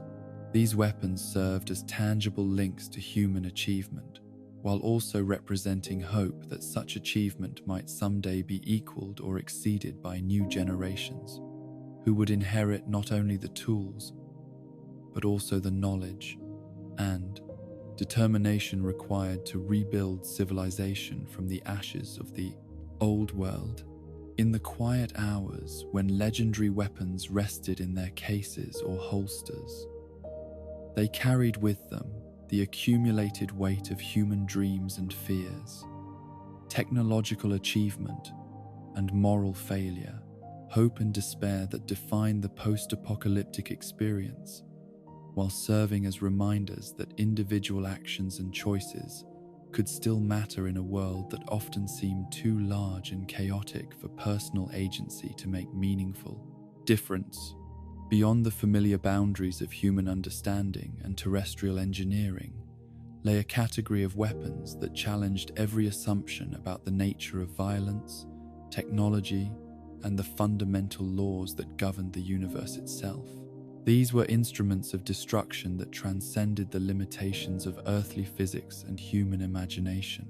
devices that spoke to the existence of intelligences and capabilities that operated according to principles that remained mysterious, even to the most brilliant scientists who survived the nuclear apocalypse. To encounter such weapons was to confront the unsettling possibility that humanity was not alone in its capacity for violence, that somewhere among the stars,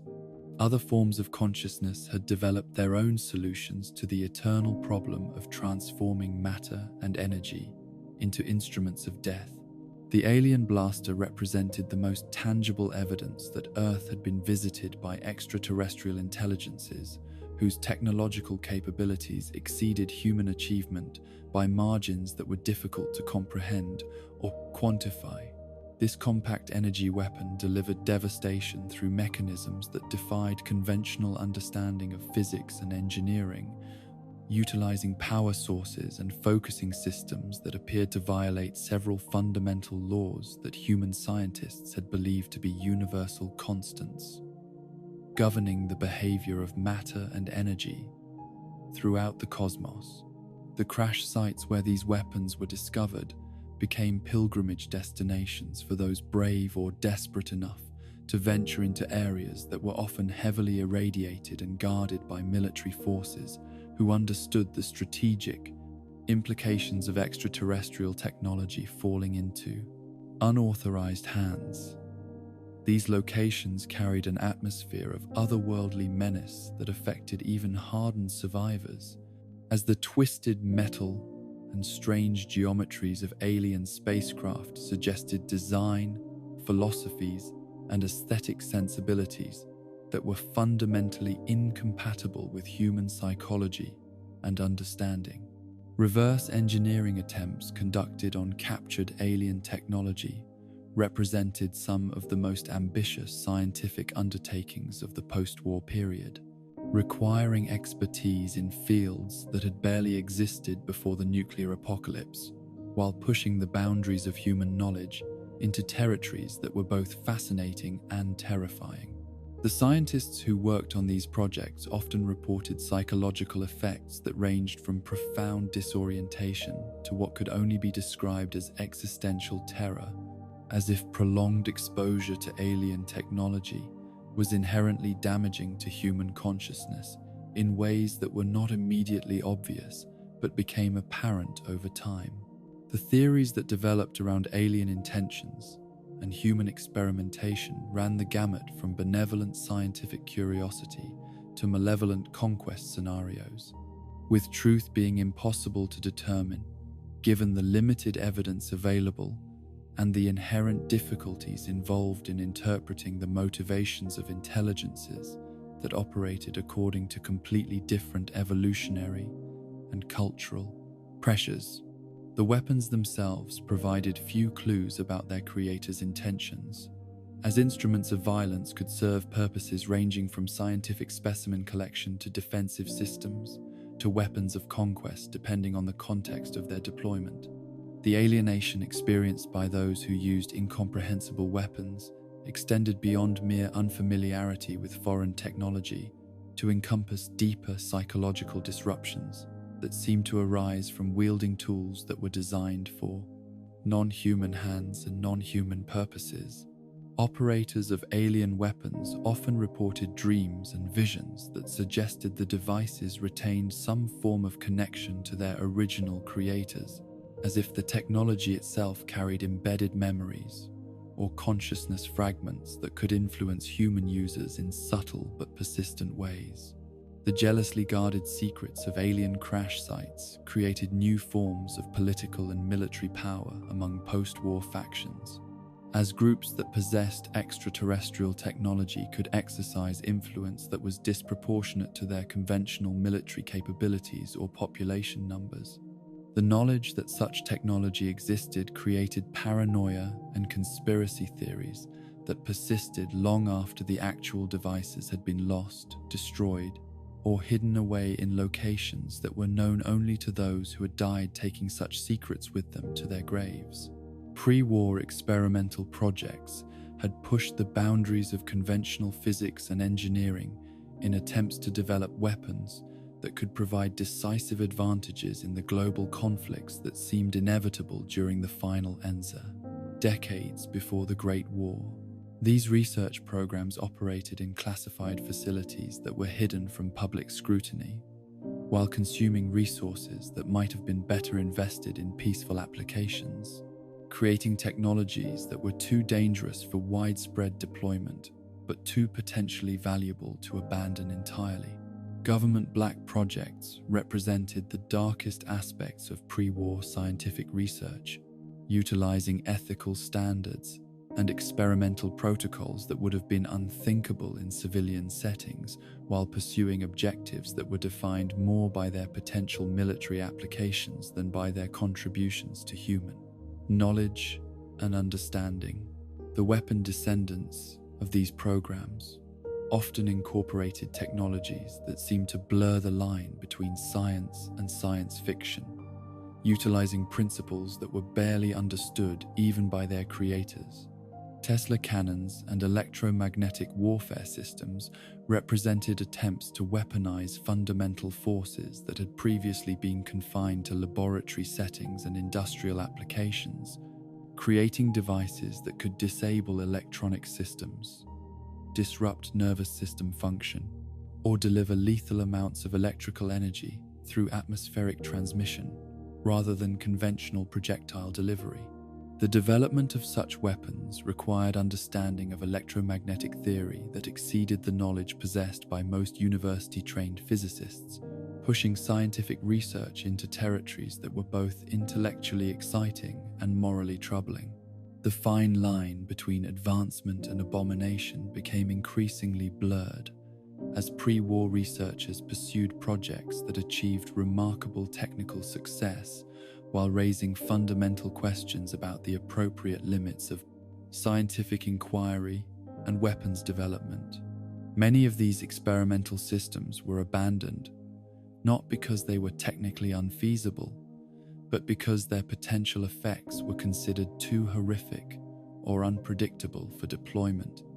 even by military organizations that were preparing for global nuclear warfare. Post-war innovation in weapon development was driven by desperation and necessity rather than systematic research programs, creating an environment where creative individuals could achieve breakthrough results through approaches that combined rigorous scientific thinking with improvised manufacturing techniques and materials that would never have been considered suitable for weapons applications under normal circumstances. This informal research and development process often produced weapons that exceeded the performance characteristics of pre-war systems, while utilizing manufacturing methods that were crude by historical standards. Institute synth weapons represented the pinnacle of post-war technological achievement, incorporating artificial intelligence and advanced materials science to create tools that adapted to their users' needs and combat situations in ways that seemed to border on consciousness rather than mere mechanical responsiveness. The development of such weapons required not only understanding of traditional engineering principles, but also expertise in fields that had barely existed before the war, including artificial intelligence, synthetic biology, and quantum mechanics. The ethical implications of creating weapons that incorporated artificial intelligence were complex and troubling, as these systems raised fundamental questions about consciousness, responsibility, and the appropriate relationship between human beings and the tools they created to extend their capabilities. The possibility that weapons might possess some form of independent judgment or decision-making capability challenged basic assumptions about moral responsibility and the nature of violence in ways that were difficult to resolve through traditional ethical frameworks. Railroad stealth technology adapted for warfare represented innovative applications of pre-war research into invisibility and detection avoidance systems, creating weapons that could be deployed without alerting enemies to their presence, while delivering effects that seemed to occur spontaneously rather than through identifiable weapons platforms. The psychological impact of facing enemies who could attack without being seen was devastating, creating new forms of battlefield stress and paranoia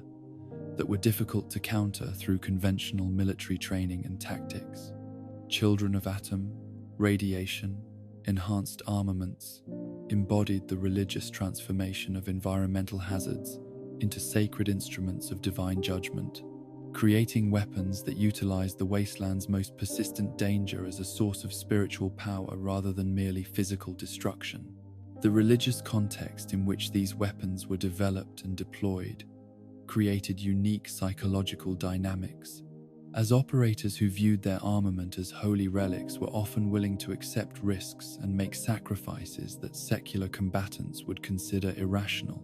The evolution of weapon design in isolation produced results that were often superior to mass-produced alternatives,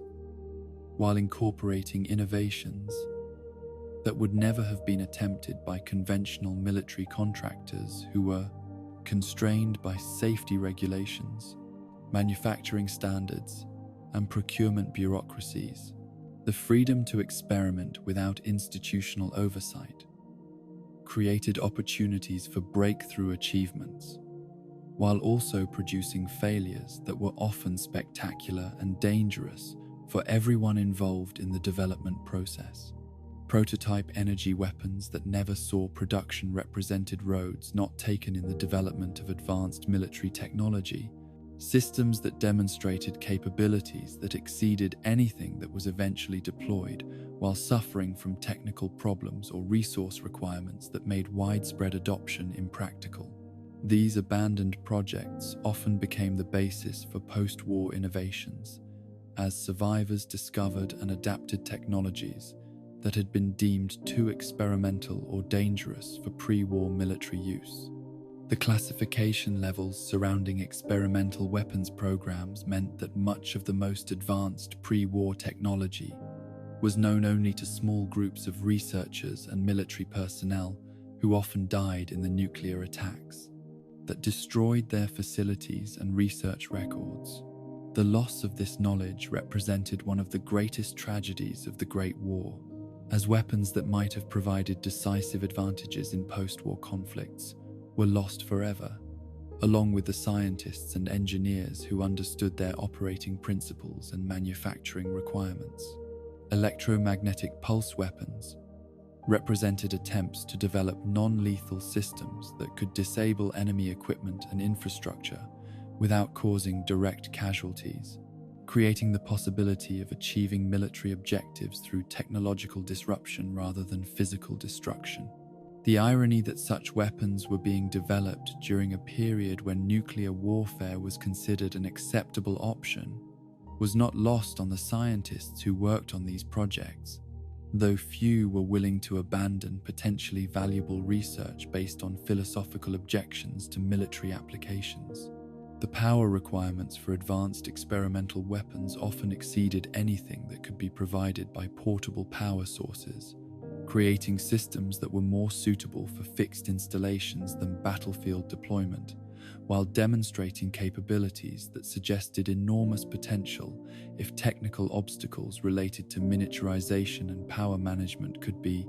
overcome. The trade-offs between capability and practicality that characterized these experimental systems reflected the broader challenges involved in transforming laboratory demonstrations into operational military equipment. Quantum interference weapons attempted to manipulate fundamental properties of matter and energy at subatomic levels, creating effects that seemed to violate common-sense understanding of how the physical universe operated, while demonstrating that human knowledge of physics remained incomplete despite centuries of scientific research and technological development. The theoretical foundations for such weapons existed primarily in classified research that was conducted by scientists who possessed security clearances that exceeded those required for nuclear weapons development. The manufacturing techniques required for producing exotic weapons often involved processes that were more similar to artistic craftsmanship than industrial production, requiring individual attention and custom work that made each weapon unique, while preventing the mass production that would have been necessary for widespread military deployment. This artisanal approach to advanced weapons manufacturing created systems that were incredibly capable but too expensive and time-consuming to produce in quantities that would have strategic significance. The storage and handling requirements for experimental weapons were often as exotic as the weapons themselves, requiring environmental controls, safety procedures, and maintenance protocols that exceeded anything that had been developed for conventional military equipment, while creating logistical challenges that made deployment difficult even when the weapons themselves functioned as intended. The infrastructure requirements for supporting advanced experimental weapons often exceeded the capabilities of military organizations that were preparing for conflicts where such infrastructure would be among the first targets of enemy attack. Field testing of experimental weapons created unique hazards for military personnel who were assigned to evaluate systems whose effects were not fully understood and whose safety characteristics had been established through theoretical analysis rather than extensive practical experience. The volunteers who participated in these testing programs often suffered long-term health effects that were not immediately apparent but became obvious years later when medical monitoring revealed patterns of illness and injury that were attributable to exposure to experimental technologies. The psychological effects of operating weapons that seemed to transcend normal physical limitations were profound and often troubling, as personnel who used such systems sometimes developed beliefs about their own capabilities and importance that bordered on megalomania or messianic delusions. The power associated with wielding technologies that seemed to approach the supernatural created psychological pressures that were difficult to manage through conventional military discipline and training programs. Documentation of experimental weapons projects was often deliberately incomplete or misleading, as security protocols required that no single document or individual possess complete knowledge of systems whose capabilities were considered too dangerous for widespread dissemination. This compartmentalization of information meant that many advanced weapons were effectively lost when key personnel died or disappeared, taking with them critical knowledge that was never recorded in accessible form. The international implications of developing weapons that exceeded conventional understanding created diplomatic and strategic complications that were difficult to manage through existing treaties and agreements, as traditional arms control measures were inadequate for addressing technologies whose effects and capabilities were not well understood even by their creators. The possibility that such weapons might be deployed in conflicts created new forms of uncertainty and instability that contributed to the tensions that eventually led to global nuclear warfare. In the quiet laboratories where experimental weapons were conceived and tested, scientists and engineers grappled with questions that had no precedent in human experience while creating tools that would outlive their creators and the civilization that produced them. These weapons represented both the pinnacle of human achievement and the depths of human folly, technologies that demonstrated incredible capability while serving purposes that were fundamentally destructive rather than constructive. The legacy of experimental and alien weapons in the post-war world served as a reminder that knowledge and power were not necessarily equivalent to wisdom or moral progress, and that the ability to create did not automatically confer the wisdom to know what should be created or how such creations should be used. The sphere has always held a particular fascination for humanity, representing perfection in its geometric simplicity, while containing within its curved surface the potential for devastating transformation from innocuous object into instrument of indiscriminate death. In the post-war world, where survival often depended on the ability to project violence beyond the reach of personal weapons, explosives became the great equalizer that could transform individual survivors into forces capable of reshaping entire battlefields through the careful application of chemistry, physics, and tactical timing that turned ordinary materials into engines of destruction, limited only by the imagination and desperation of those who wielded them. The fragmentation grenade represented the culmination of centuries of military engineering devoted to perfecting the art of distributing lethal metal fragments across maximum possible areas while remaining small enough for individual soldiers to carry multiple units without compromising their mobility or combat effectiveness. These spherical instruments of death embodied the mathematical precision that characterized modern warfare, with carefully calculated explosive charges designed to propel pre-scored metal casings into predetermined fragment patterns that could neutralize multiple opponents simultaneously, while minimizing the risk to friendly forces operating at safe distances. Pre-war military doctrine surrounding fragmentation grenades emphasized their psychological impact as much as their casualty-producing capabilities, as the knowledge that enemies possessed weapons capable of killing or wounding multiple targets with single throws created tactical considerations that forced opposing forces to modify their movement patterns, defensive positions, and unit formations in ways that provided advantages to grenade-equipped forces, even when the weapons themselves were never actually employed in combat situations.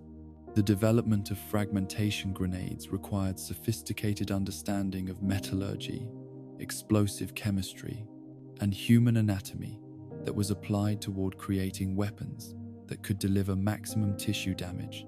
through metal fragments propelled at velocities sufficient to penetrate body armor and protective equipment that might defeat conventional projectiles. The engineering challenges involved in creating consistent fragmentation patterns while maintaining safety margins for friendly personnel represented significant technical achievements that were often overlooked due to the weapon's ultimately destructive applications. The sound of a grenade explosion was distinctive and unmistakable, a sharp crack, followed by the whine and impact of metal fragments, striking various surfaces in patterns that created unique acoustic signatures, recognizable to experienced combat veterans who learned to distinguish between different explosive devices based on their audio characteristics. This ability to identify specific weapon types through sound alone provided tactical intelligence that could influence decision-making in combat situations where visual identification might not be possible due to smoke, darkness, or intervening terrain. Pulse grenades represented a technological evolution that utilized electromagnetic principles to create weapons specifically designed to disable electronic systems rather than inflict casualties on human targets, reflecting military doctrine that recognized the increasing dependence of modern forces on sophisticated equipment that could be neutralized through targeted electromagnetic attacks. These weapons embodied the concept of non-lethal warfare, while creating new tactical possibilities that allowed forces to achieve military objectives through technological disruption rather than traditional destruction of personnel and equipment. The development of electromagnetic pulse weapons required expertise in fields that had barely existed during earlier periods of military history, combining advanced electronics with explosive engineering to create devices that could generate electromagnetic fields of sufficient intensity and proper frequency characteristics to permanently damage or temporarily disable electronic devices within their effective radius. The technical complexity involved in creating such weapons exceeded that required for conventional explosives while providing capabilities that were uniquely valuable against technologically sophisticated opponents. Electronics killing electromagnetic pulses created new categories of military vulnerability as modern societies became increasingly dependent on electronic systems for everything from communication and navigation to weapons control and life support systems. The ability to neutralize such systems through portable weapons that could be deployed by individual soldiers represented a significant shift in military capabilities that forced changes in tactical doctrine, equipment design, and force protection measures throughout military organizations worldwide. Plasma grenades utilized superheated gas contained within electromagnetic fields to create weapons that combined the area effects of conventional explosives with the tissue-destroying capabilities of directed energy systems, resulting in devices that could deliver devastating effects against both personnel and equipment, while creating psychological impact that was disproportionate to their actual destructive capabilities. The exotic nature of plasma weapons created terror responses in opponents who were unfamiliar with such technology, while providing psychological advantages to forces that possessed access to apparently supernatural capabilities. The physics involved in containing and projecting plasma within handheld explosive devices required breakthrough achievements in field generation, technology, and materials science that pushed the boundaries of what was considered possible, using portable power sources and manufacturing techniques. available during the pre-war period. The engineering challenges associated with maintaining plasma states within devices that were designed to be thrown and detonated created unique technical problems that required innovative solutions involving electromagnetic containment, systems, and precise timing mechanisms. The psychological warfare potential of cooking grenades represented one of the most terrifying aspects of explosive weapon employment, as the practice of holding live grenades for calculated periods before throwing them denied opponents the opportunity to escape or seek cover, while creating time pressure that could force tactical mistakes through the application of psychological stress rather than immediate physical threat. The sound of a grenade spoon being released, followed by the delay before explosion, created unique forms of battlefield terror that were difficult to counter through conventional training or preparation. The timing mechanisms that controlled grenade detonation were calibrated to provide operators with sufficient opportunity to throw the devices while denying targets adequate time to respond effectively, creating weapons that balanced safety considerations for friendly personnel with maximum destructive effect against enemy forces. The psychological impact of knowing that death was approaching within a predetermined time frame created panic responses that often proved as tactically valuable as the actual explosive effects of the weapons themselves. Mines and traps represented a different philosophy of explosive weapon employment that emphasized patience and area denial over immediate tactical effect, creating weapons that could continue functioning for extended periods without human oversight, while delivering devastating consequences to anyone unfortunate enough to trigger their activation mechanisms.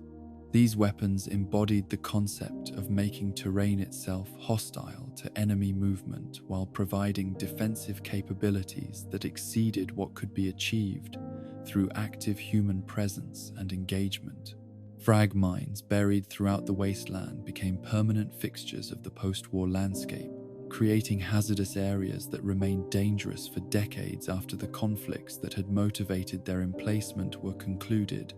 forgotten, or rendered irrelevant by changing political and military circumstances. The persistence of these weapons created ongoing casualties among civilian populations who lacked the knowledge or equipment necessary to identify and safely clear areas where mines had been deployed during wartime operations. The patient death that waited in hidden minefields represented a particularly cruel form of warfare that could claim victims years or decades after the original military objectives had been achieved or abandoned, creating weapons that continued killing long after their strategic purposes had been fulfilled and their operators had died or moved on to other conflicts. The indiscriminate nature of mine warfare made these weapons particularly controversial among military ethicists, who argued that devices which could not distinguish between combatants and non-combatants violated fundamental principles of civilized warfare. Pulse mines designed for vehicle-stopping applications utilized electromagnetic warheads that could disable the electronic systems that modern vehicles required for propulsion, navigation, and communication, while leaving personnel relatively unharmed but stranded in potentially hostile territory. These weapons represented attempts to develop area denial capabilities that could achieve military objectives without inflicting casualties, though the practical effect of stranding personnel in dangerous areas often resulted in deaths that were delayed rather than prevented. The electromagnetic weapons technology required for pulse mines involved many of the same engineering challenges associated with pulse grenades, while adding complications related to long-term reliability and environmental protection that were necessary for weapons that might remain deployed for extended periods without maintenance or monitoring. The battery systems required to power electromagnetic pulse generators over potentially months or years of standby time created technical problems that were difficult to solve using available technology and manufacturing capabilities. Bottle cap mines, demonstrated the ingenuity that desperation could inspire among post-war survivors who lacked access to military-grade explosives, but possessed creativity and determination sufficient to transform readily available materials into effective area denial weapons using improvised manufacturing techniques and scavenged components. These devices represented the democratization of explosive weapon technology through innovative applications of common materials that could be found throughout the wasteland without requiring access to military supply chains or specialized manufacturing facilities. The psychology of improvised explosive devices was complex and troubling, as their crude appearance and obvious improvised construction could create false impressions about their effectiveness, while disguising sophisticated understanding of explosive principles and triggering mechanisms that made them as dangerous as professionally manufactured weapons. The tendency to underestimate improvised weapons based on their appearance led to casualties among both military personnel and civilians, who failed to treat such devices with appropriate caution and respect.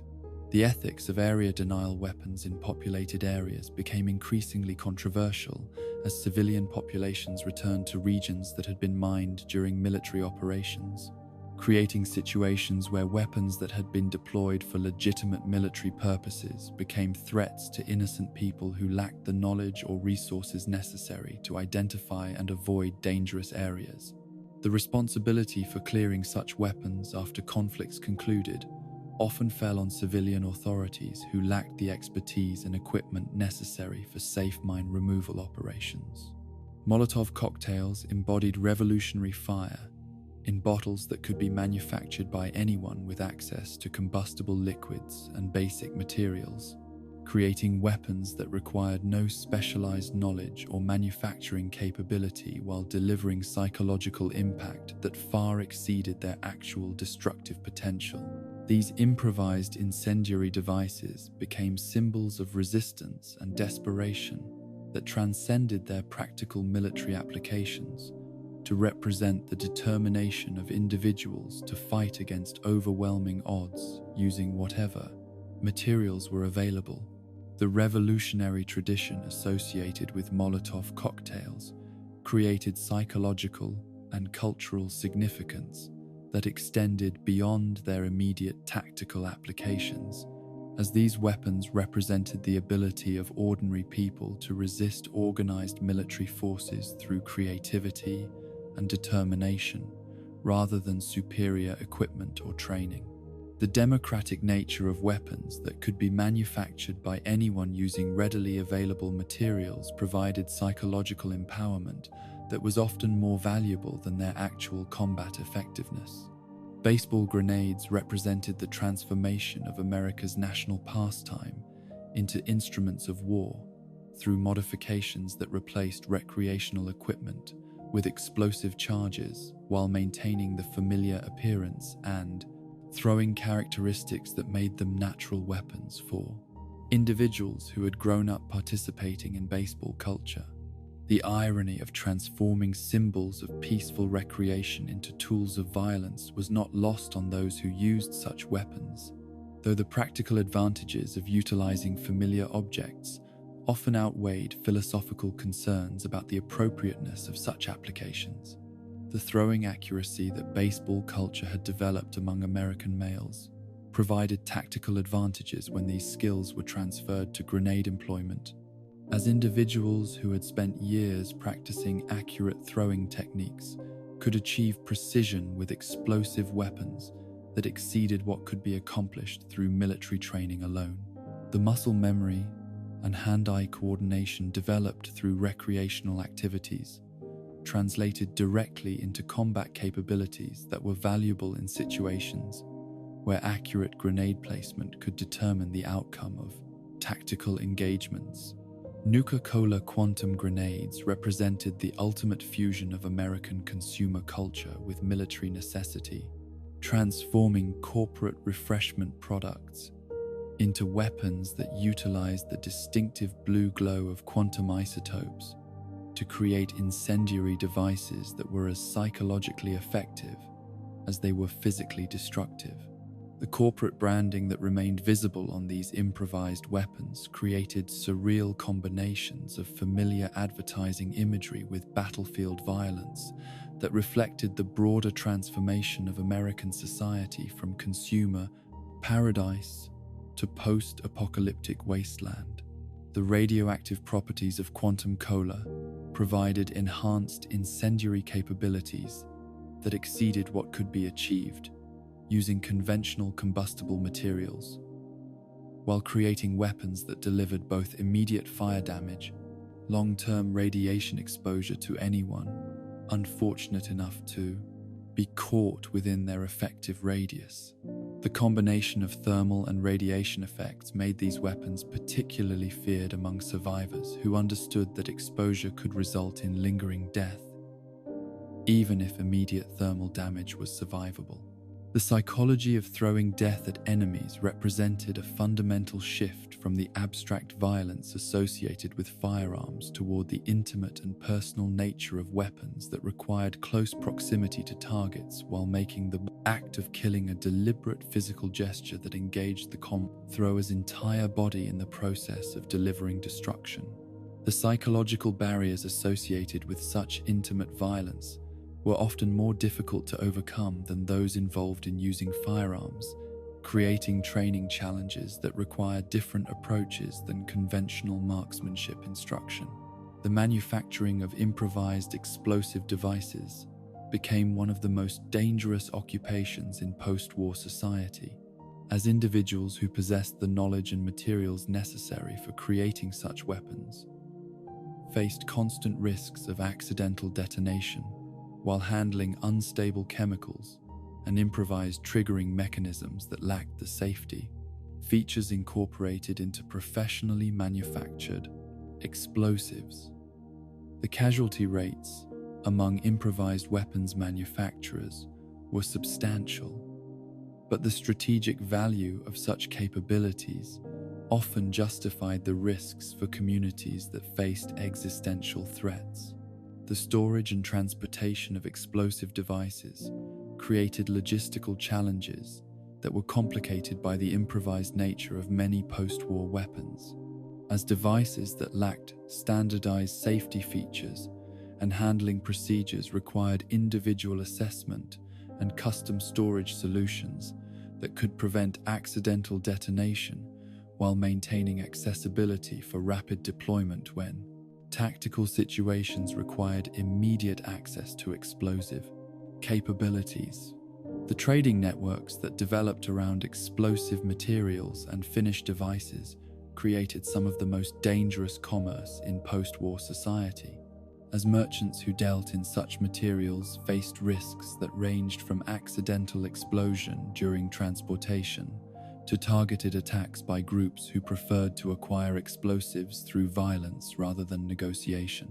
The high value and obvious military utility of explosive weapons made them particularly attractive targets for raiders and other hostile groups who understood their strategic significance.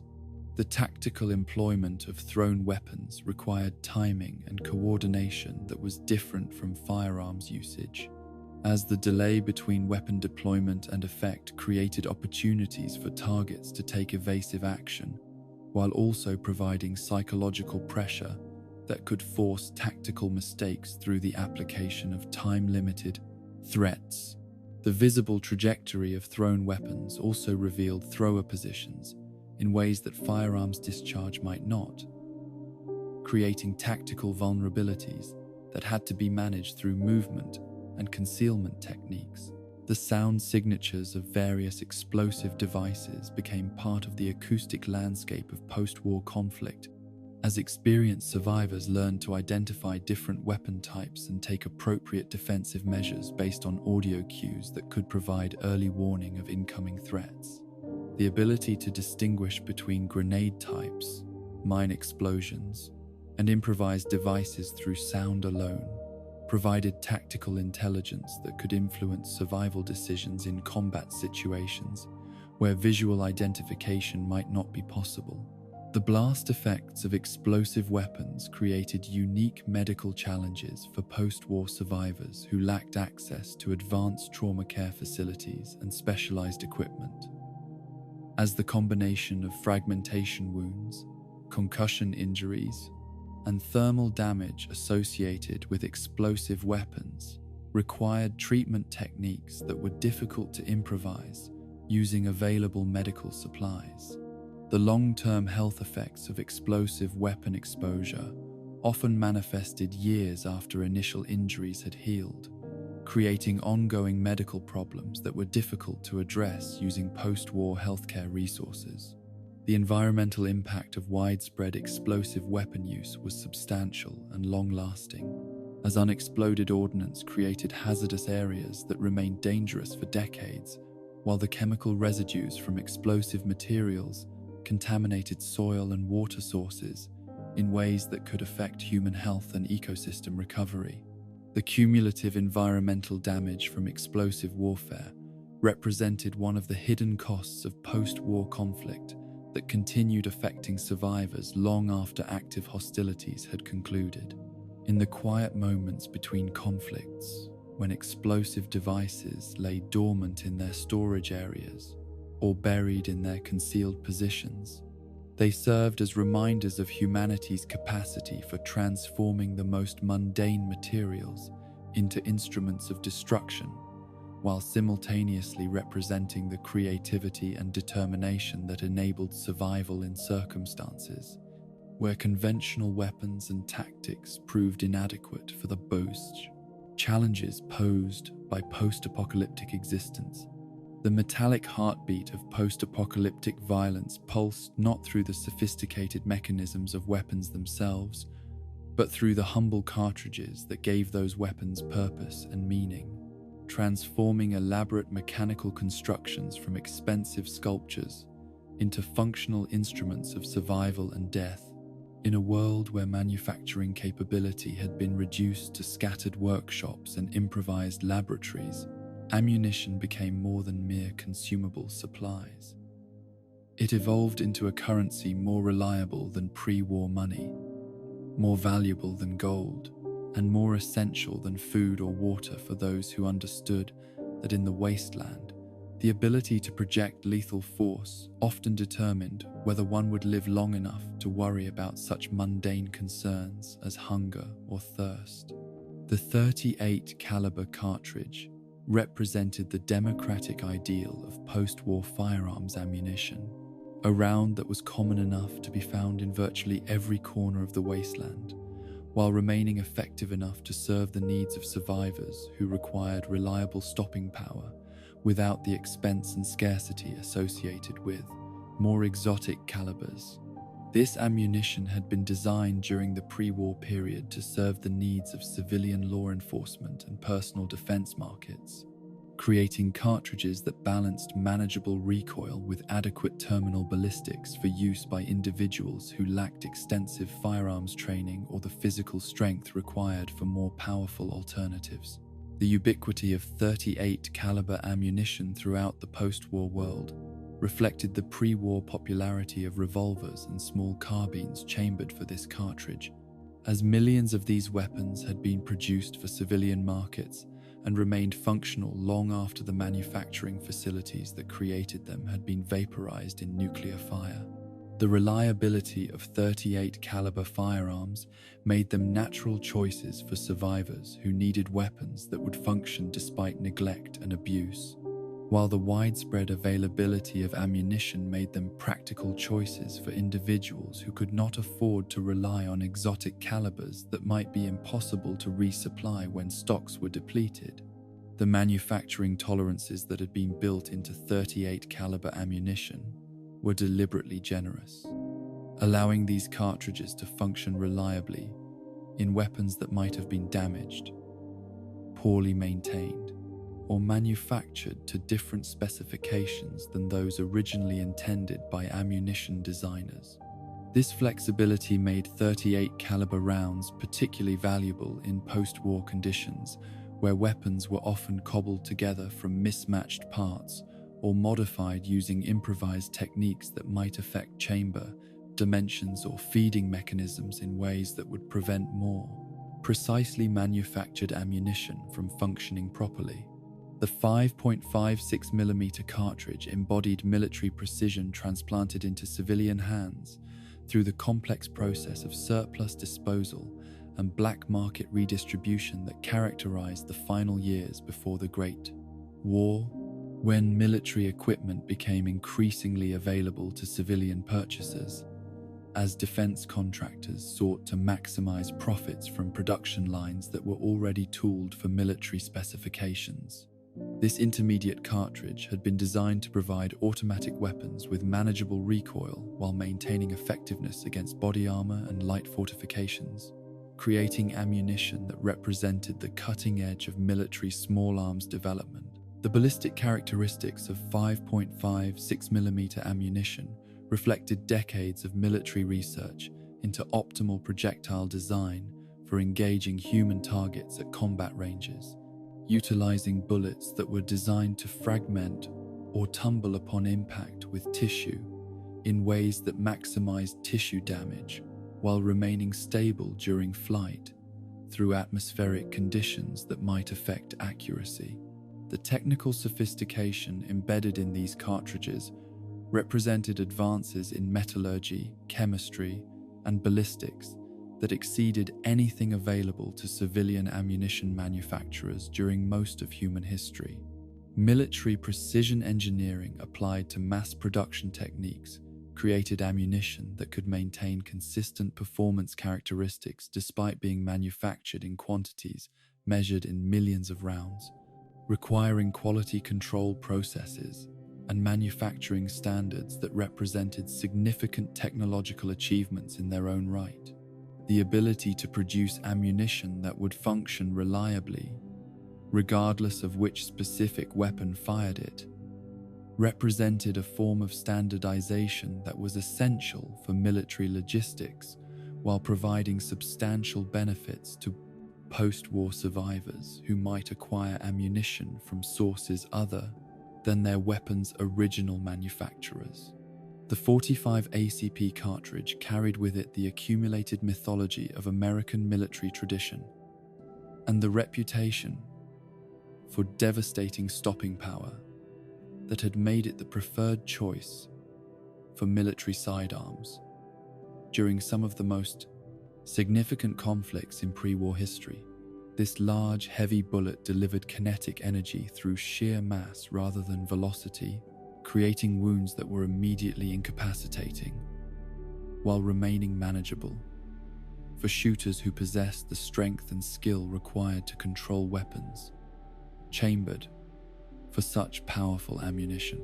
The stopping power characteristics that made 45 ACP ammunition famous among military and law enforcement personnel reflected the cartridge's ability to deliver sufficient energy transfer to immediately disrupt central nervous system function in human targets, creating wounds that were not only physically devastating but also psychologically shocking to anyone who witnessed their effects. The reputation for reliability and effectiveness that surrounded this ammunition created psychological advantages for those who carried weapons chambered for it, as opponents who recognized the distinctive sound and effects of 45 caliber firearms often showed greater caution and respect than they might display when facing smaller calibers. The ammunition economy that emerged in post-war society operated according to principles that were fundamentally different from traditional currency systems, as the value of cartridges was determined not by arbitrary assignment or government backing,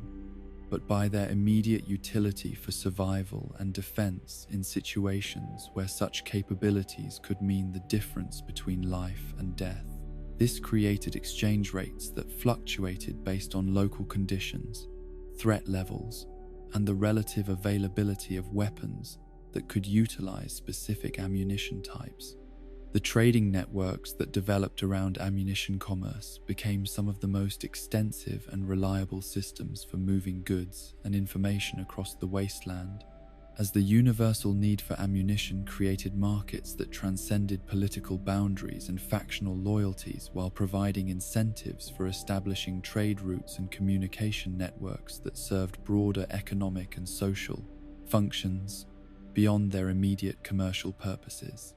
Ammunition traders often served as informal intelligence networks, carrying news and information between communities along with their commercial goods. The psychology of ammunition scarcity created behavioral changes among post-war survivors that affected everything from tactical decision-making to social interactions. As individuals who possessed substantial ammunition stockpiles gained confidence and authority that extended far beyond their actual combat capabilities, while those who lacked adequate supplies were forced to avoid conflicts that might consume their limited resources. The knowledge that every shot fired represented irreplaceable resources created new forms of marksmanship discipline that emphasized precision over volume of fire. Armor-piercing rounds represented the escalation of post-war arms races, as communities developed increasingly sophisticated protective equipment that required specialized ammunition to defeat effectively, creating cycles of technological development where defensive improvements drove offensive innovations, which in turn motivated advances in protective systems. These specialized cartridges utilized hardened cores and advanced metallurgy to penetrate materials that would stop conventional bullets, but their effectiveness came at costs that included increased manufacturing complexity and reduced availability. The development of armor-piercing ammunition required access to materials and manufacturing techniques that were rare and valuable in post-war conditions, creating cartridges that were expensive to produce, while offering capabilities that were essential for engaging heavily protected opponents. The tactical value of such ammunition often exceeded its actual ballistic advantages due to the psychological impact of possessing weapons that could defeat enemy protection, creating confidence that translated into improved combat performance even when armor-piercing capabilities were not actually required. Maximum flesh damage guaranteed by hollow point expansion represented a deliberately horrific approach to ammunition design that prioritized tissue destruction over penetration or accuracy, creating bullets that were designed to expand or fragment upon impact with soft tissue in ways that maximized internal damage, while minimizing the likelihood that wounded opponents would remain capable of continued resistance. The medical implications of hollow point wounds were severe and often fatal, even when immediate vital organs were not directly affected. The hollow point expansion process utilized physics and engineering principles to create bullets that would deform in predictable ways upon impact, transforming narrow projectiles into larger wound channels that caused bleeding and tissue damage, far exceeding what would be produced by solid bullets of similar size. The manufacturing precision required to create consistent expansion characteristics involved careful attention to jacket thickness, core hardness, and cavity design that represented sophisticated understanding of ballistics and metallurgy. Incendiary rounds offered the ability to set targets ablaze from inside through chemical reactions that were triggered by impact forces, creating ammunition that could start fires in combustible materials while simultaneously delivering kinetic damage through conventional bullet effects. These specialized cartridges incorporated pyrotechnic compounds that were stable during storage and transportation, but would ignite reliably when subjected to the forces generated during impact with targets. The psychological impact of incendiary ammunition extended beyond its actual fire-starting capabilities to encompass the terror associated with being shot with bullets that could cause additional damage through combustion, creating weapons that threatened not only immediate injury, but also prolonged suffering through burns that might prove more devastating than the initial gunshot wounds. The distinctive visual signature of tracer and incendiary rounds also provided psychological warfare benefits that could demoralize opponents even when the ammunition's special capabilities were not tactically relevant. The craft of hand-loading in makeshift workshops became one of the most essential technical skills in post-war society, as survivors who possessed the knowledge and equipment necessary for manufacturing ammunition could achieve self-sufficiency while also creating valuable trade goods that could be exchanged for other essential supplies. The process of hand-loading required understanding of chemistry, metallurgy, and ballistics that was often more sophisticated than the knowledge possessed by many pre-war ammunition manufacturers. Hand-loading operations required access to components that were often more difficult to acquire than complete cartridges, as brass cases, bullets, gunpowder, and primers each presented unique sourcing challenges while requiring different storage and handling procedures to maintain their effectiveness over time. The technical knowledge required for safely combining these components into functional ammunition included understanding of pressure limits, powder burn rates, and bullet seating depths that could affect both safety and performance. The quality control challenges associated with hand-loaded ammunition were substantial and potentially deadly, as improper component selection or assembly techniques could create cartridges that would either fail to function or generate pressures sufficient to destroy firearms and injure shooters. The testing and verification procedures required for ensuring hand-loaded ammunition safety were often improvised from available equipment, while relying on theoretical knowledge that might not account for the variations in components and manufacturing conditions that characterized post-war production. Energy cell degradation presented unique challenges for post-war survivors who relied on energy weapons, as the sophisticated power sources required for directed energy systems suffered from performance decline over time and usage cycles that were difficult to predict or prevent using available maintenance techniques. The chemistry and physics involved in energy storage at the densities required for portable energy weapons created inherent instabilities that made these power sources inherently limited in operational lifetime. Fusion cells represented miniature suns contained within handheld packages that could power weapons capable of delivering devastating effects while remaining light enough for individual soldiers to carry multiple units without compromising their mobility or combat effectiveness. The physics involved in maintaining controlled fusion reactions within such compact containers required technological achievements that approached the theoretical limits of what was possible using known scientific principles, engineering techniques. The power density achieved by fusion cell technology exceeded anything that had been accomplished in civilian applications, requiring containment systems and control mechanisms that operated according to principles that were barely understood even by the scientists and engineers who designed them. The potential consequences of fusion cell failure included not only loss of weapon functionality, but also explosive releases of energy that could prove as dangerous to operators as to their intended targets. Microfusion battery technology represented attempts to scale fusion power generation down to sizes that could be integrated into personal equipment, while maintaining the reliability and safety characteristics required for military applications where equipment failure could result in immediate tactical disadvantage or personnel casualties. The engineering challenges associated with creating stable fusion reactions in increasingly smaller packages pushed materials, science, and electromagnetic control systems to their absolute limits. The pre-war origins of microfusion technology could be traced to research programs that had been intended to provide clean, unlimited energy for civilian applications while reducing dependence on fossil fuels that were becoming increasingly scarce during the resource wars. The military applications of this technology were secondary considerations that became primary focus areas when civilian power generation proved less profitable than weapons development contracts. The search for power in a world running on empty created new forms of exploration and salvage operations as survivors sought sources of energy that could maintain their technological advantages while supporting the equipment that made survival possible in hostile environments.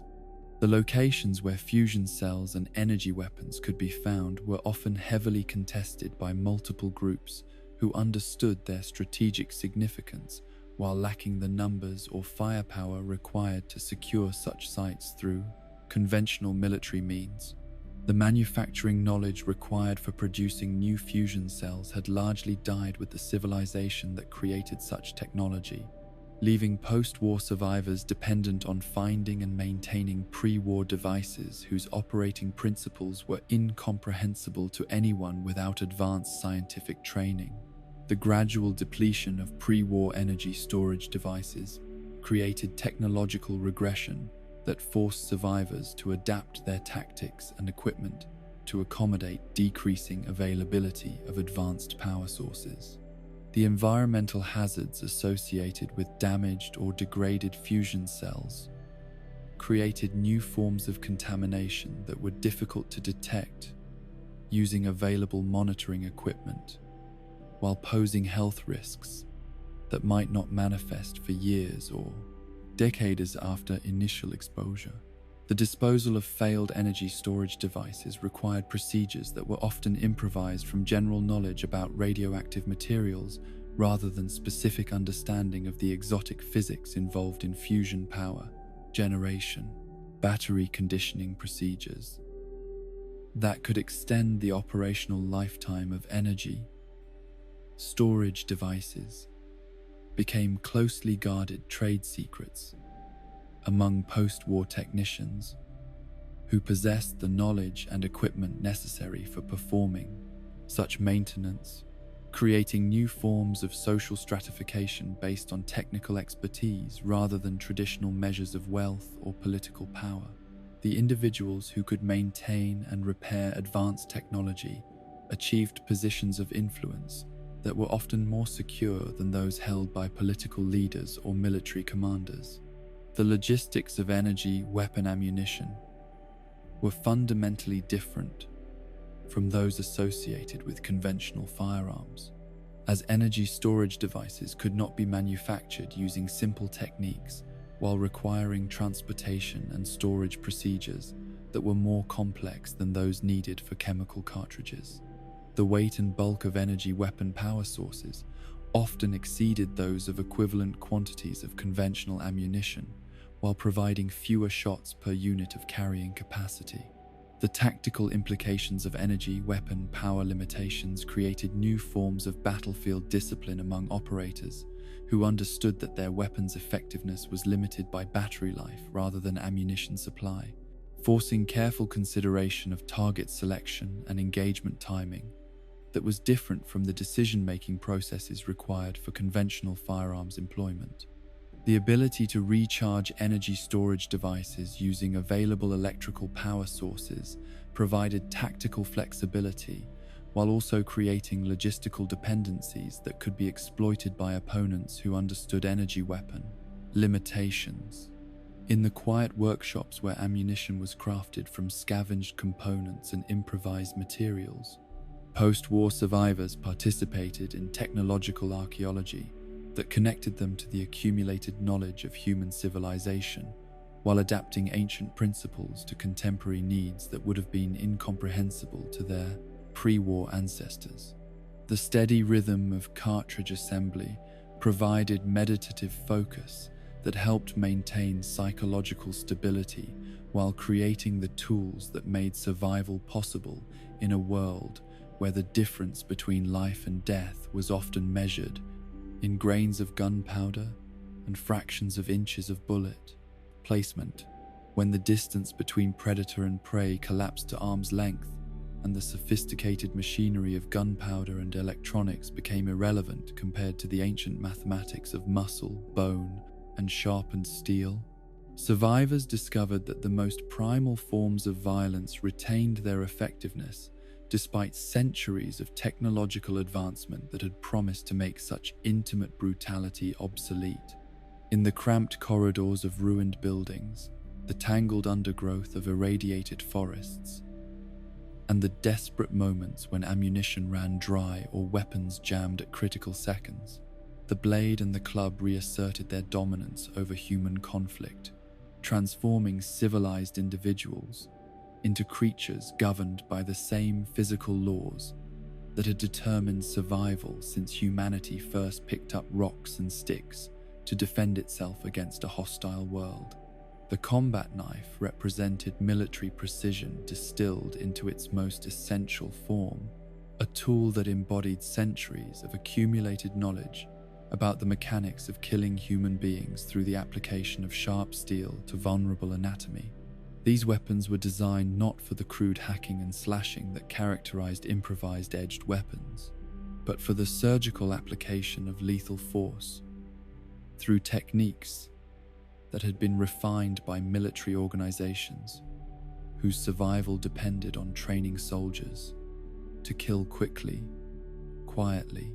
and efficiently using methods that required minimal strength while maximizing damage to critical biological systems. The development of military combat knives had been driven by the specific requirements of professional soldiers who needed weapons that could function as tools for daily tasks while remaining immediately available for lethal applications. When circumstances required the elimination of human opponents through silent, intimate violence,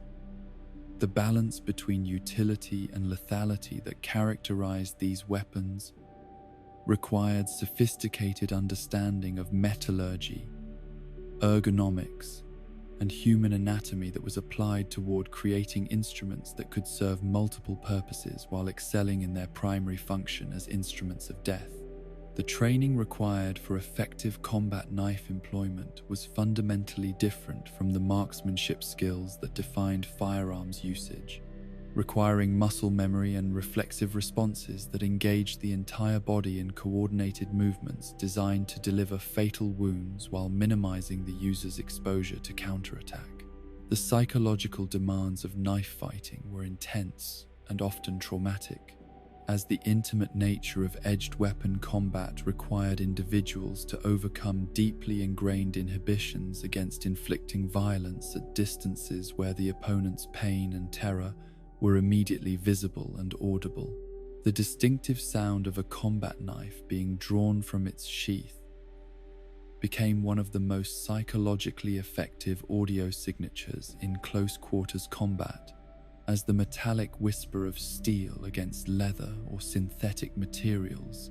announced lethal intent in ways that were universally understood regardless of language or cultural background. This acoustic warning often proved as tactically valuable as the weapon itself, creating psychological pressure that could force opponents to make tactical mistakes or surrender rather than face the prospect of edged weapon combat. Machetes represented the adaptation of jungle warfare tools to urban combat environments where their combination of reach, cutting power, and intimidation factor made them effective weapons for survivors who lacked access to more sophisticated alternatives. While possessing the physical strength necessary to wield such substantial blades effectively, these weapons had originally been designed for agricultural applications, but their effectiveness against human targets had been demonstrated repeatedly in conflicts where conventional military equipment was unavailable or inappropriate for local conditions. The psychological impact of machetes in combat situations was substantial and complex, as their association with agricultural work and primitive societies created false impressions about their effectiveness that could lead to tactical miscalculations by opponents who underestimated the devastating wounds that such weapons could inflict when wielded by individuals who understood their capabilities. The crude appearance of machetes often disguised sophisticated understanding of blade geometry, weight distribution, and edge maintenance that was necessary for effective employment in sustained combat operations. The maintenance requirements for machetes were relatively simple compared to more sophisticated weapons, requiring only basic sharpening skills and occasional handle replacement rather than the complex mechanical knowledge needed for firearms or energy weapons maintenance. This simplicity made machetes particularly attractive to survivors who lacked technical training while needing reliable weapons that would continue functioning despite neglect and abuse that would disable more complex alternatives.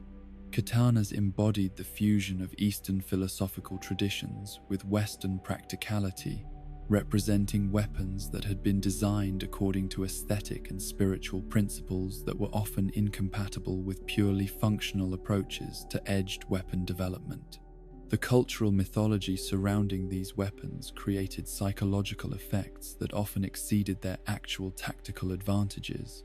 as opponents who recognized katana blade profiles might attribute supernatural capabilities to weapons that were ultimately bound by the same physical laws that governed all edged implements.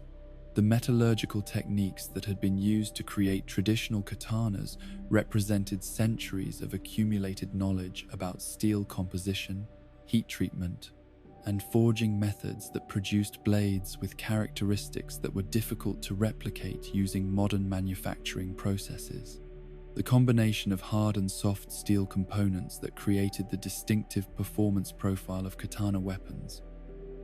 required craftsmanship skills that had been largely lost with the collapse of the traditional apprenticeship systems that had once preserved such knowledge. The philosophy that surrounded katana usage emphasized spiritual preparation and mental discipline that was intended to transform the act of drawing and using the weapon into a form of meditation that connected the user to broader cosmic principles rather than simply providing efficient methods for killing opponents. This philosophical framework created psychological benefits for users who embraced such concepts, while potentially creating vulnerabilities for those who became too focused on spiritual considerations at the expense of practical tactical awareness. The maintenance ritual associated with keeping katana blades in optimal condition became a form of meditative practice that provided psychological stability and focus for survivors who incorporated such routines into their daily survival activities. The careful attention to edge geometry, surface finish, and handle wrapping that traditional katana care required created opportunities for quiet reflection and mental preparation that were valuable for maintaining psychological health in stressful post-war conditions. The cultural significance of katanas in post-war society often exceeded their practical military value, as these weapons became symbols of dedication to excellence and adherence to traditional values that provided psychological anchors for survivors who sought connection to pre-war cultural traditions. The possession of a genuine katana immediately identified its bearer as someone who valued craftsmanship and historical continuity, creating social dynamics that could be tactically significant in communities where reputation and perceived capability influenced survival outcomes. Super sledgehammers represented the ultimate expression of blunt force trauma, applied through mechanical advantage and human strength, creating weapons that could deliver devastating kinetic energy to targets that might be immune to lighter impacts, while providing psychological intimidation that was proportionate to their obvious destructive capability. These weapons had been designed specifically for defeating the powered armor that had become increasingly common during the pre-war period, utilizing mass and leverage to generate impact forces that could overwhelm protective systems that might defeat conventional weapons. The development of super sledgehammers required understanding of physics and engineering that was applied toward maximizing the kinetic energy that could be delivered through human muscle power, creating weapons that utilized lever principles and weight distribution to amplify relatively modest human strength into devastating impact forces.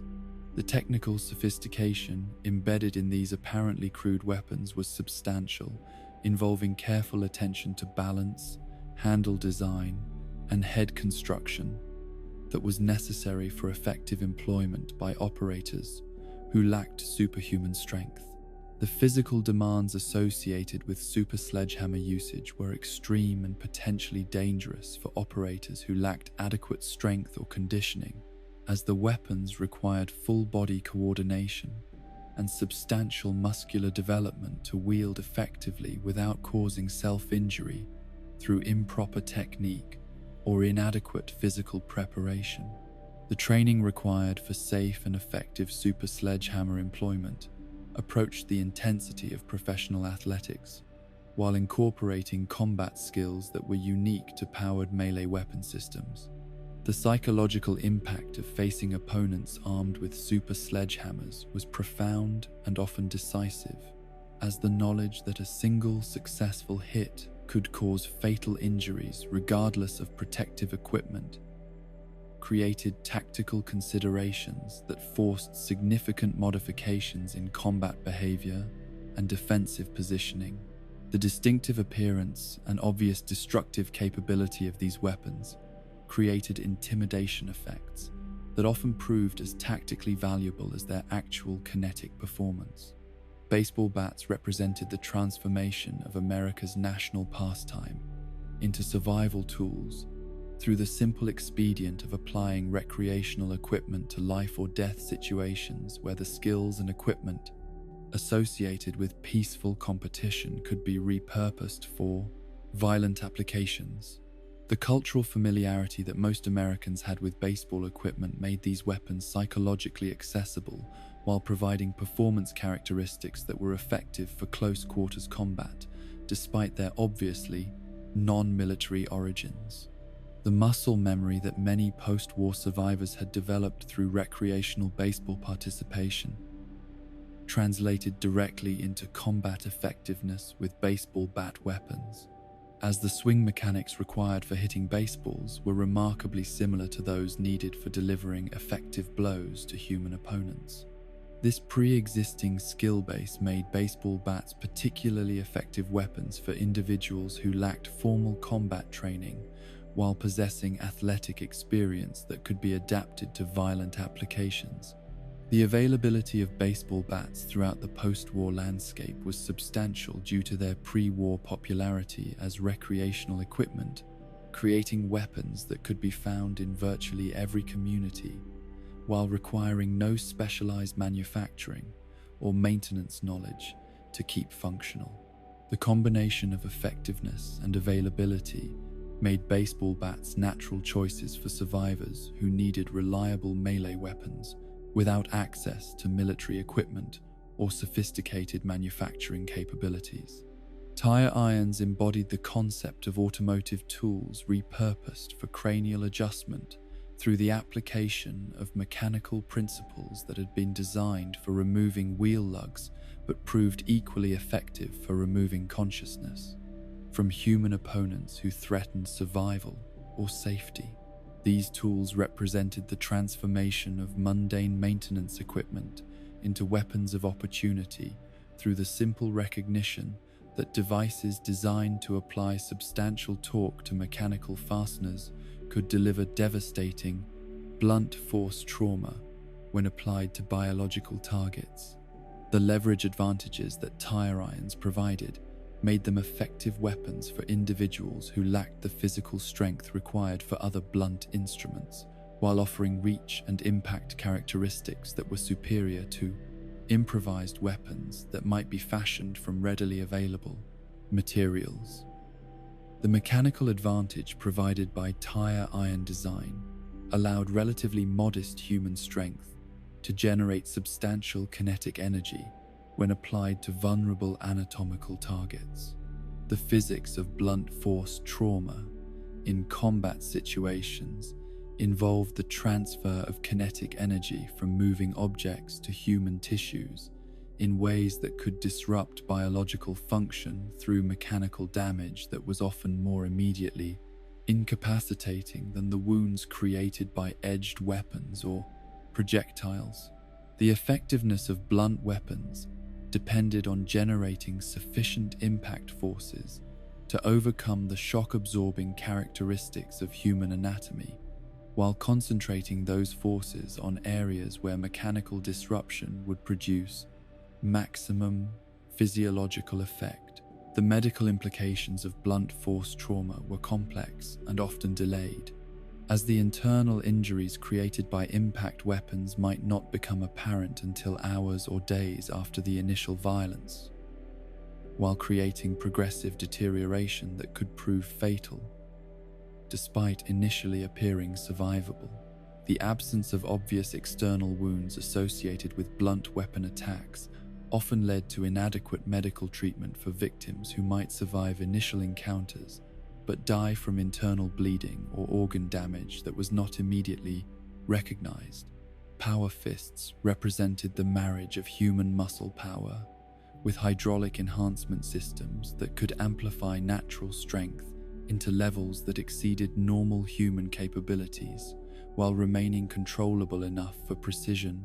Applications that required careful force modulation rather than maximum possible impact. These weapons embodied the concept of powered assistance for hand-to-hand combat, creating systems that enhanced rather than replaced human capabilities while maintaining the intuitive control that made them effective for users who lacked extensive technical training.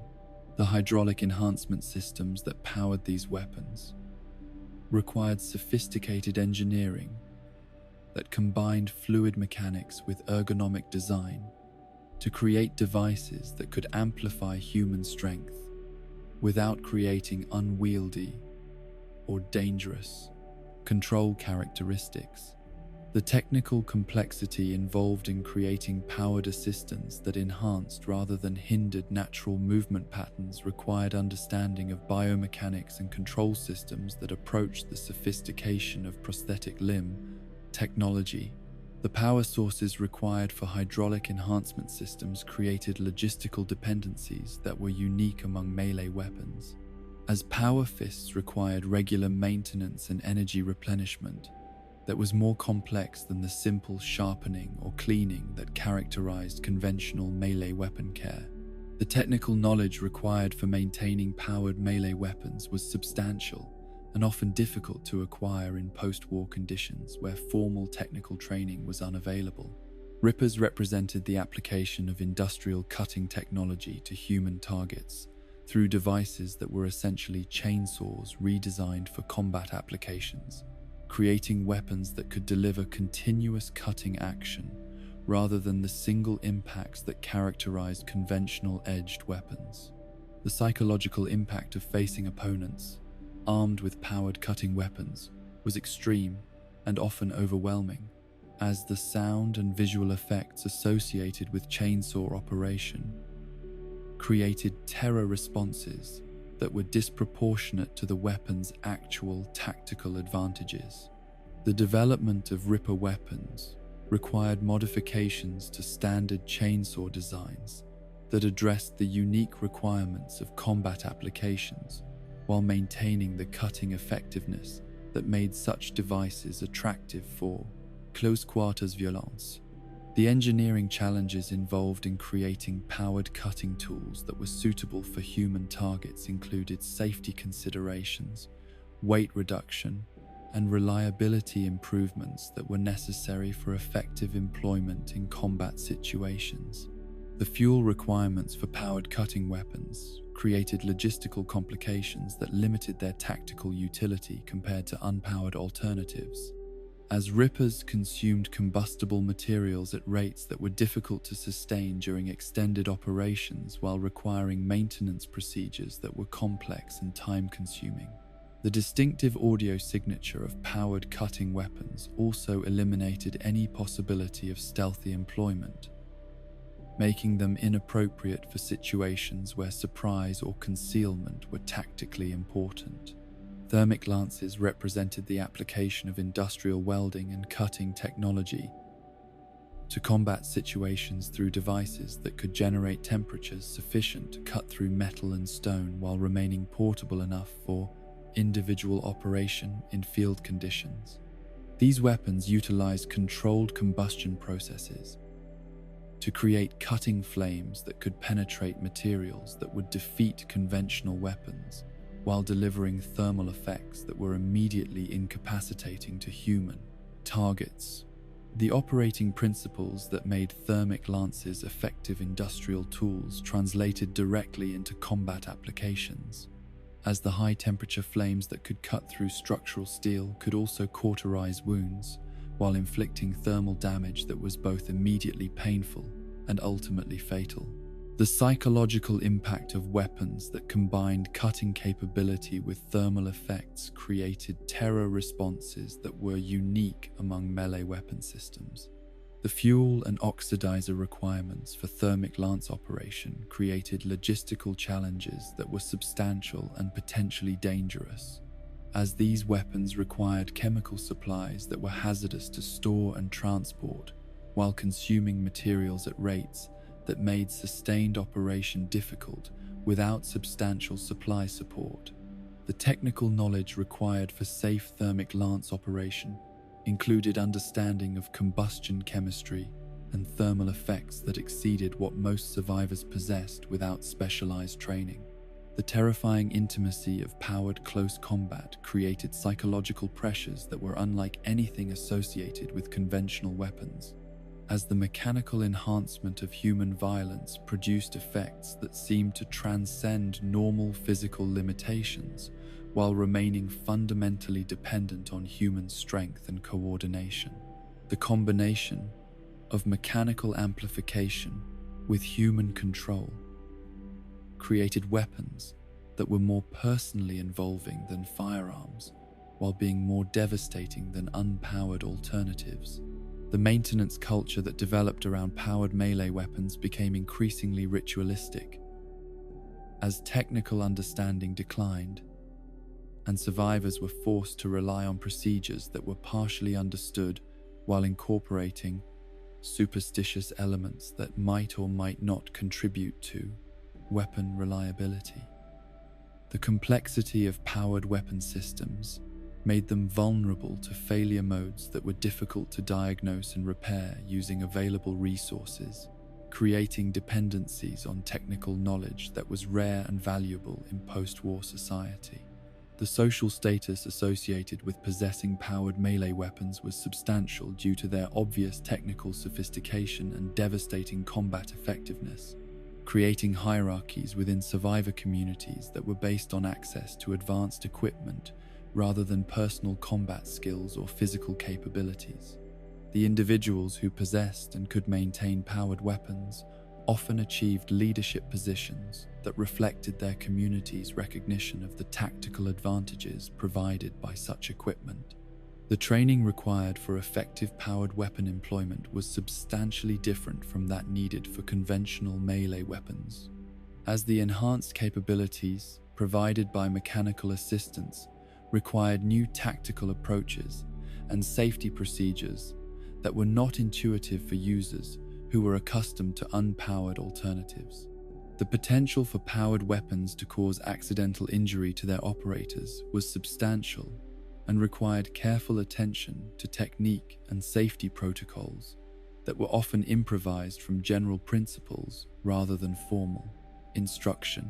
The battlefield tactics that evolved around powered melee weapon employment emphasized the psychological impact and area denial capabilities that such devices provided rather than their actual combat effectiveness, as the terror responses generated by powered weapons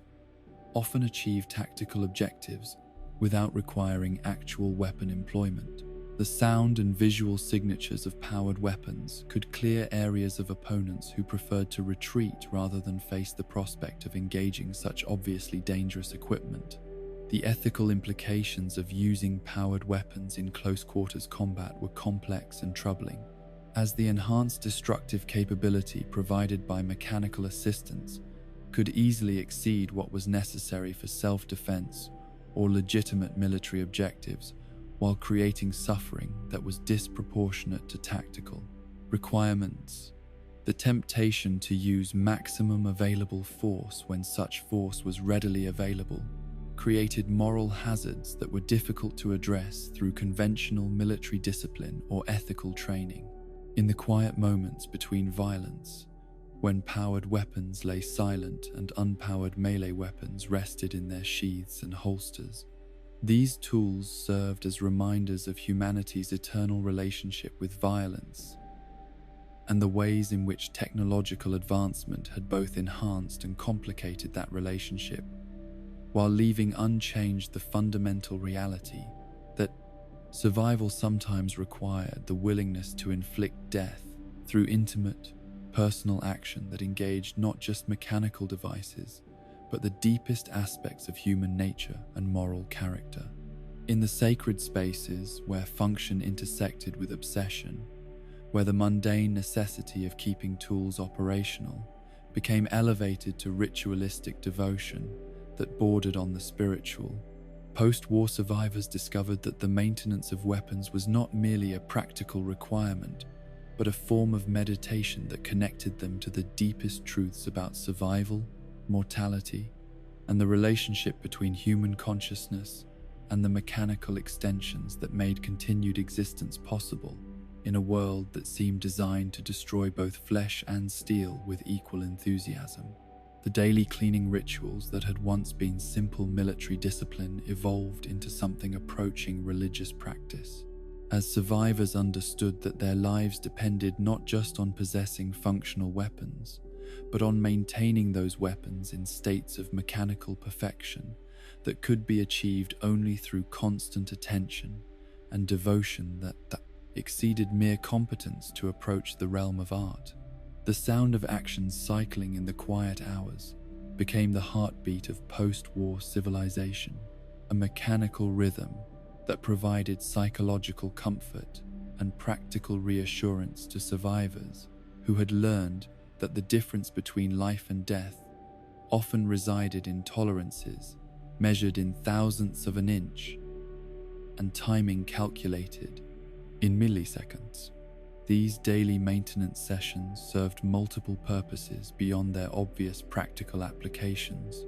creating structured time for reflection and planning while engaging hands and minds in activities that required precise attention to detail,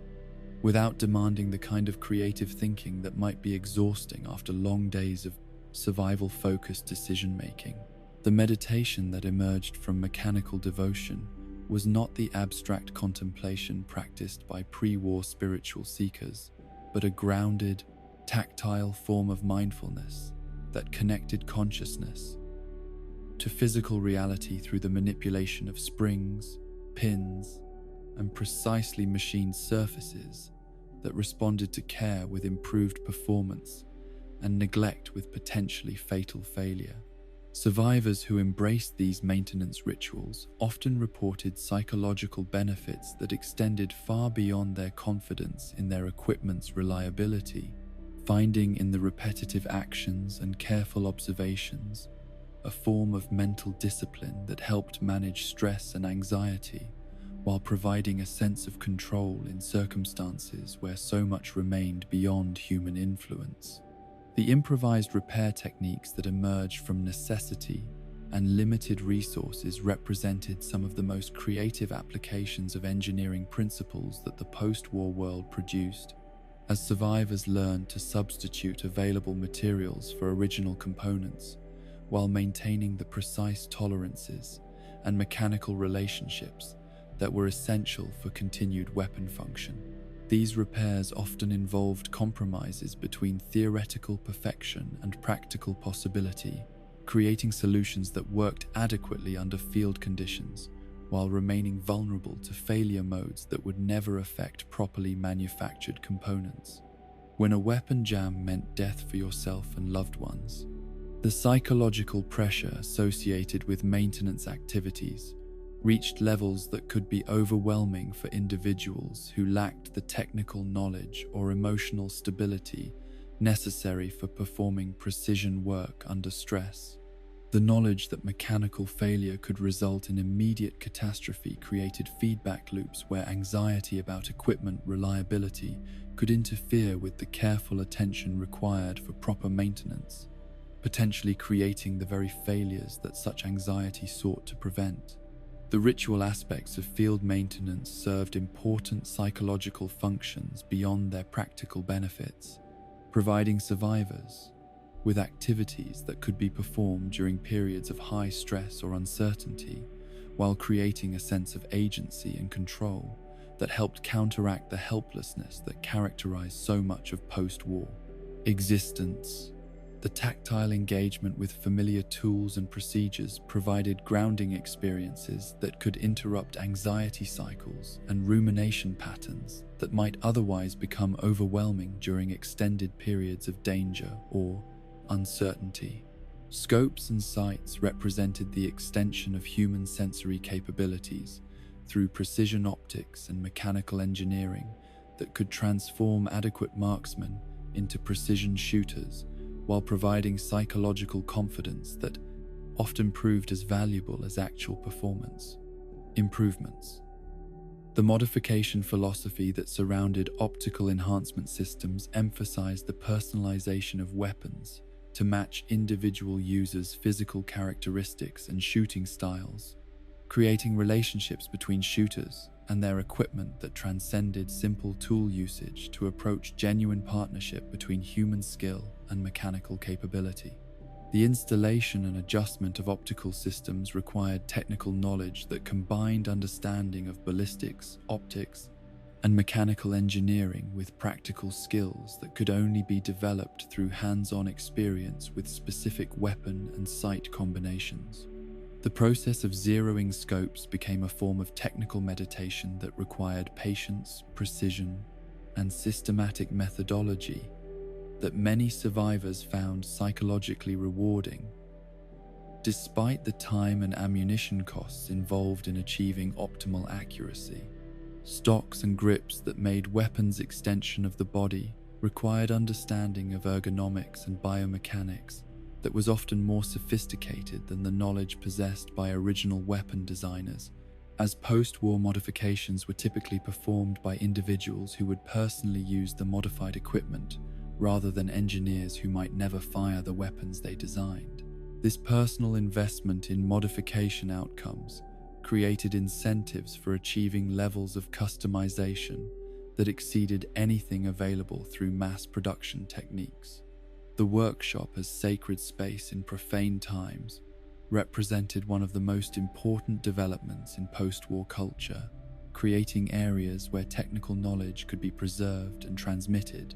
while providing psychological refuges from the chaos and uncertainty that characterized daily survival activities. These workshops served functions that were simultaneously practical and spiritual, offering environments where creativity and precision could flourish despite the broader context of scarcity and danger that defined post-war existence. Barrel modifications that balanced suppression effectiveness against ballistic performance created technical challenges that required understanding of fluid dynamics, metallurgy, and acoustics that pushed improvised manufacturing techniques to their absolute limits while demanding precision that was difficult to achieve using available tools and materials. The trade-offs between noise reduction and projectile velocity that characterized suppressor design represented complex engineering problems that had no perfect solutions, only compromises that were appropriate for specific tactical requirements and operational conditions. The physics of sound suppression involved manipulating gas expansion and pressure wave propagation in ways that required sophisticated understanding of thermodynamics and fluid mechanics that was often beyond the formal education of post-war survivors, who nonetheless achieved remarkable results through experimentation and empirical observation. The trial and error approach to suppressor development was expensive in terms of materials and time,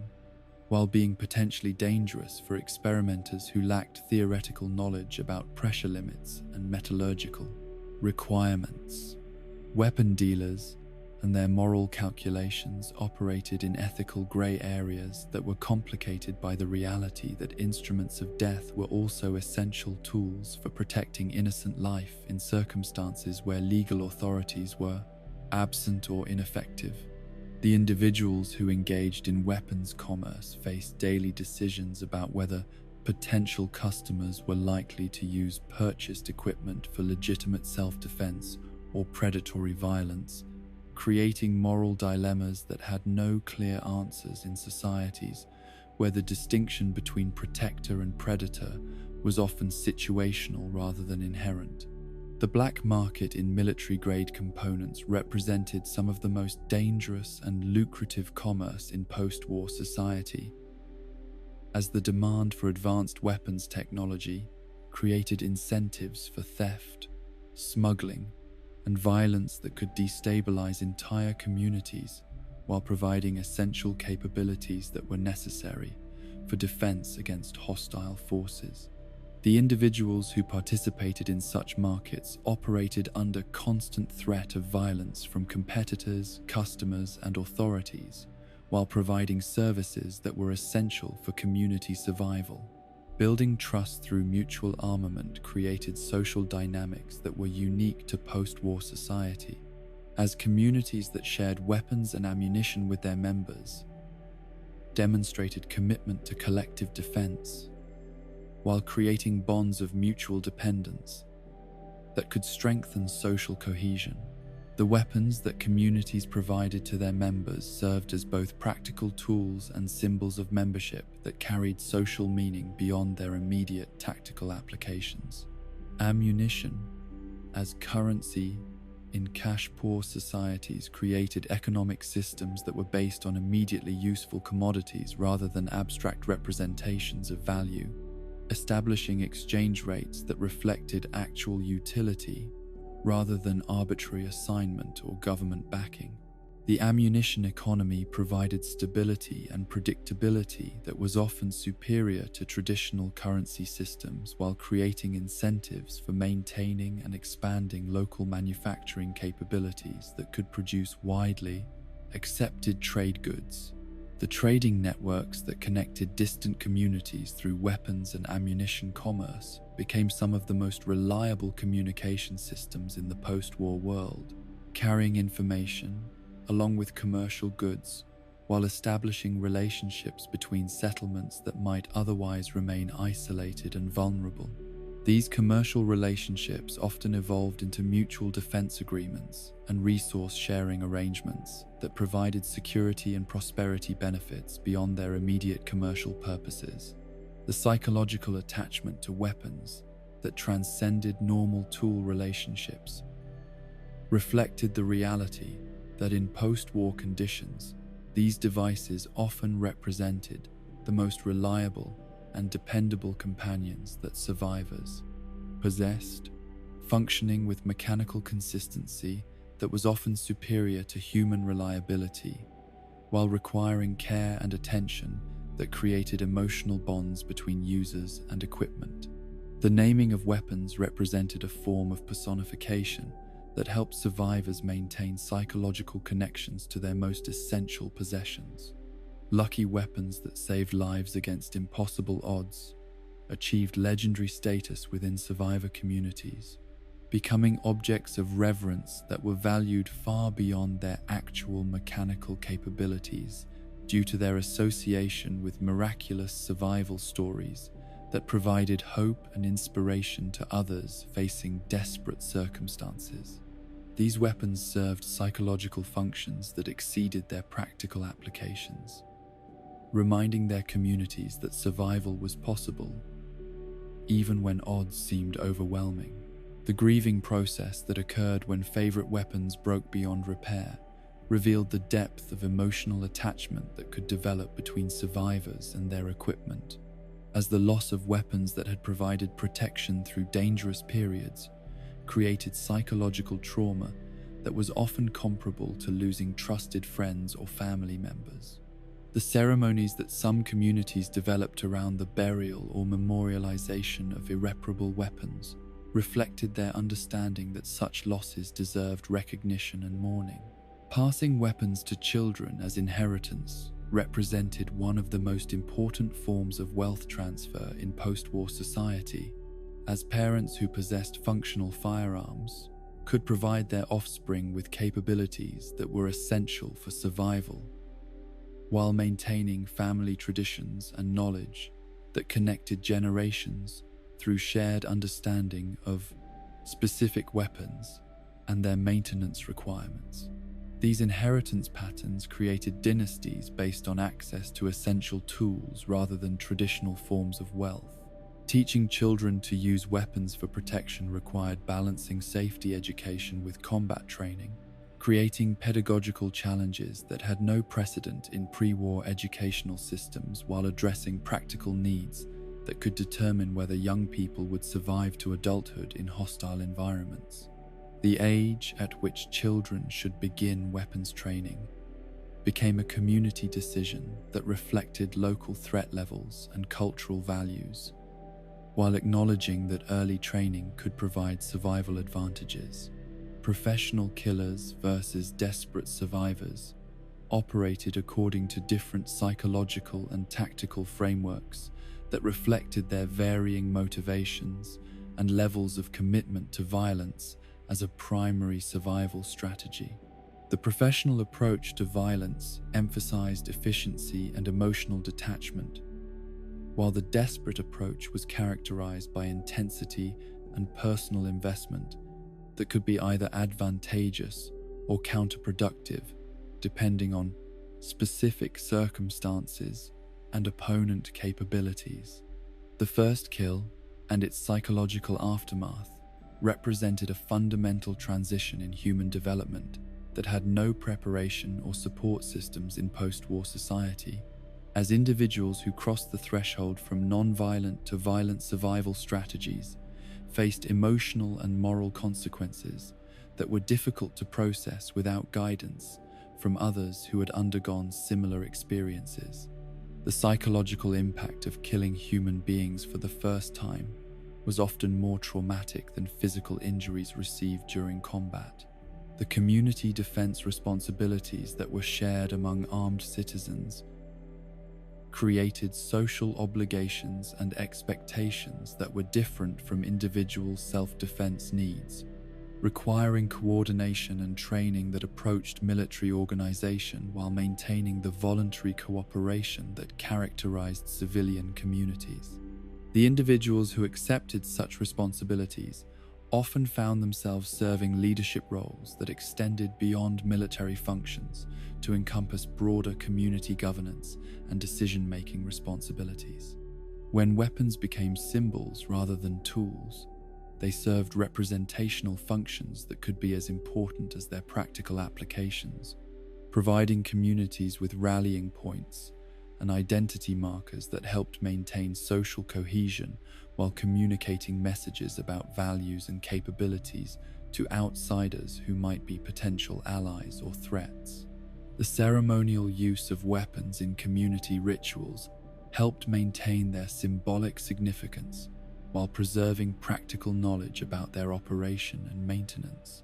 The illusion of safety that weapons provided could be psychologically valuable even when actual security remained tenuous, as the confidence that came from possessing effective defensive capabilities enabled survivors to take risks and pursue opportunities that might otherwise seem too dangerous to attempt. This psychological empowerment could translate into real improvements in survival outcomes through increased willingness to explore, trade, and engage with other communities. The dream of peace in a world that demanded war represented one of the fundamental tensions that characterized post-war existence, as survivors who retained memories of non-violent societies struggled to reconcile their moral preferences with practical necessities that seemed to require constant preparation for violence. The maintenance of weapons became a daily reminder of this tension, while also representing hope that such preparation might eventually become unnecessary if peaceful conditions could be restored and maintained. In the quiet workshops where these rituals of maintenance and modification were performed, surrounded by the tools and materials that made such work possible, post-war survivors participated in a form of technological meditation that connected them to both the immediate requirements of survival and the longer-term hopes for rebuilding civilization. The steady rhythm of cleaning and adjusting, the careful attention to mechanical detail, and the gradual accumulation of knowledge and skill represented forms of investment in the future that transcended the immediate utility of any individual weapon, while preserving and developing the technical capabilities that would be necessary for whatever challenges the recovering world might present to those who survived long enough to face them. The transformation of metal and wood into objects of profound emotional significance represented one of the most fundamental psychological adaptations that survivors made to post-apocalyptic existence, as the harsh realities of constant danger and material scarcity created relationships between humans and their tools that exceeded anything that had existed in the abundance and security of pre-war civilization. When survival depended entirely on the reliability of mechanical devices that could malfunction at critical moments. When replacement was impossible and repair required skills that few possessed, the weapons that kept death at bay became more than mere instruments. They evolved into companions, confidants,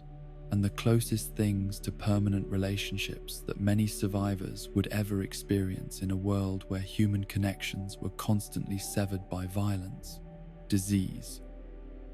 and the simple mathematics of mortality that governed life in the wasteland.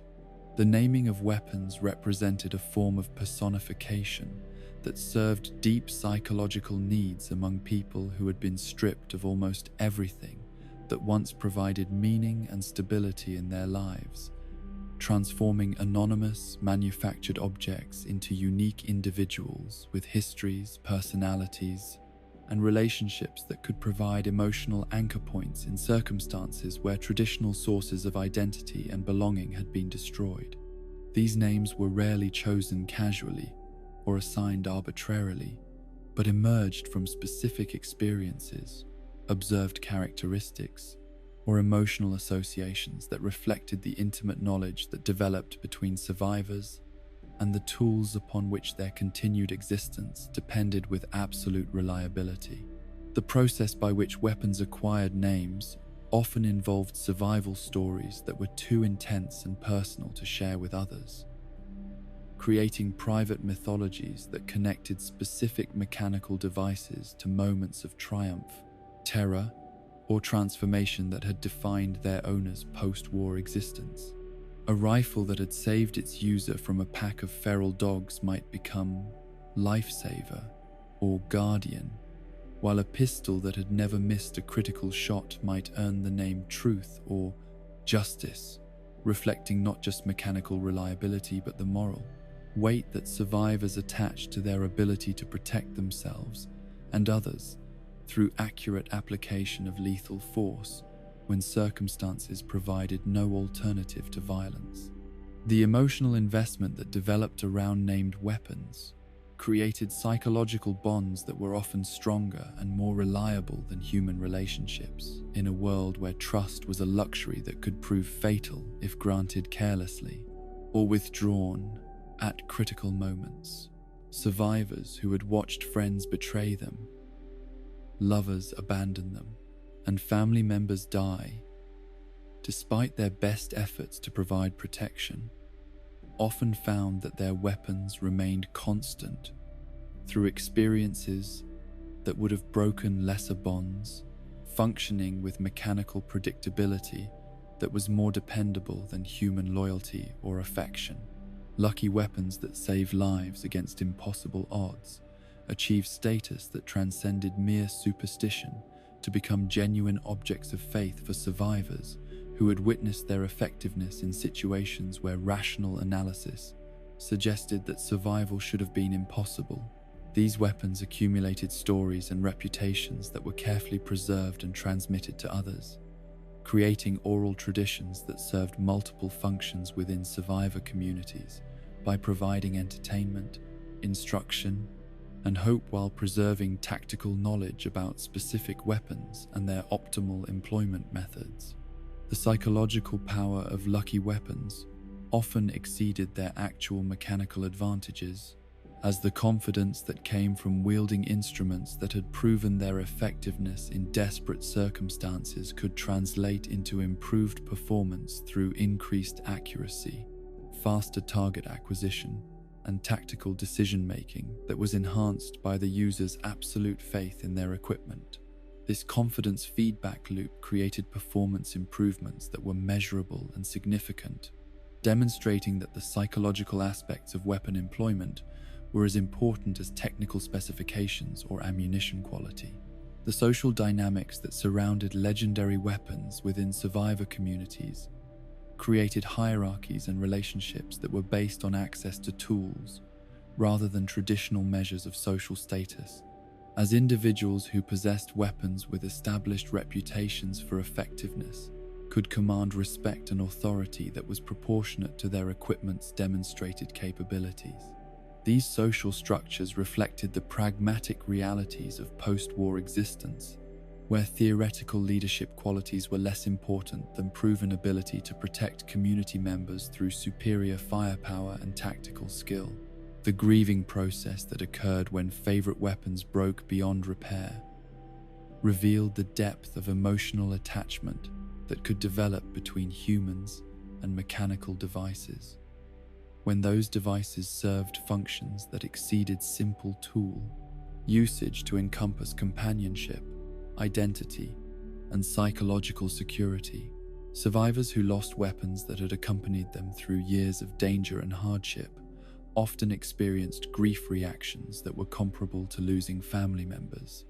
including denial, anger, depression, and eventual acceptance that followed predictable patterns despite the unusual nature of the loss. The ceremonies that some communities developed around permanently disabled weapons reflected their understanding that such losses deserved recognition and memorial that honored both the weapons themselves and the service they had provided to their users and communities. These rituals served important psychological functions by providing closure and meaning to losses that might otherwise create unresolved grief, while reinforcing community values about the importance of maintaining and respecting the tools that made survival possible. The passing of weapons to children as inheritance represented one of the most significant forms of wealth transfer in post-war society, as parents who possessed functional firearms could provide their offspring with capabilities that were literally essential for survival, while simultaneously transmitting knowledge, values, and traditions that connected generations through shared understanding of specific weapons and their maintenance requirements. These inheritance patterns created family dynasties that were based on access to essential tools rather than traditional forms of accumulated wealth. The violence normalization that occurred when killing became routine represented one of the most psychologically complex adaptations that survivors made to post-war conditions. As individuals who had been raised in civilized societies with moral frameworks that prohibited or strictly regulated violence, were forced to develop new ethical systems that could accommodate the necessity of taking human life for protection of self and others. This adaptation process was often traumatic and incomplete, creating internal conflicts that could persist for years or decades after initial violent encounters. The first kill remained a psychological watershed that divided survivors' lives into before and after periods that were as significant as any other major life transition, marking the moment when theoretical knowledge about violence became practical experience that could never be forgotten or undone. The emotional and spiritual consequences of crossing this threshold were profound and individual, affecting each person's sense of identity, morality, and relationship with their own humanity in ways that were difficult to predict or address through conventional counseling or support systems. Professional killers developed psychological adaptations that were different from those of desperate survivors, creating emotional distance and technical approaches to violence that could reduce psychological trauma while potentially creating other problems related to empathy, social connection, and moral development that might manifest years after initial exposure to systematic killing. The professional approach to violence emphasized efficiency and emotional detachment that could be psychologically protective in the short term, while creating long-term issues related to human connection and moral reasoning. The psychological distinction between defensive and predatory violence was important for maintaining mental health and moral identity among survivors who needed to kill for protection, while avoiding the psychological corruption that could result from using violence for personal gain or sadistic pleasure. Communities that understood this distinction often developed social structures and ethical frameworks that supported necessary violence, while condemning unnecessary cruelty or exploitation. Teaching children to use weapons for protection required careful attention to psychological development and moral education that could help young people learn essential survival skills without becoming desensitized to violence or developing unhealthy relationships with their own capacity for inflicting harm. The age at which such training should begin remained controversial within survivor communities, with practical necessity often conflicting with concerns about childhood development and psychological health. The fine line between necessary violence and sadistic pleasure became increasingly difficult to maintain for individuals who engaged in frequent combat, as the psychological mechanisms that enabled effective violence could gradually expand beyond their original defensive purposes to encompass behaviors that served no survival function, while potentially damaging the perpetrator's humanity and social relationships. Communities that recognized this danger often developed monitoring and intervention systems that could identify problematic behavior patterns before they became established. The illusion of safety that weapons provided could be psychologically valuable, even when actual security remained tenuous, as the confidence that came from possessing effective defensive capabilities enabled survivors to engage in social activities and economic development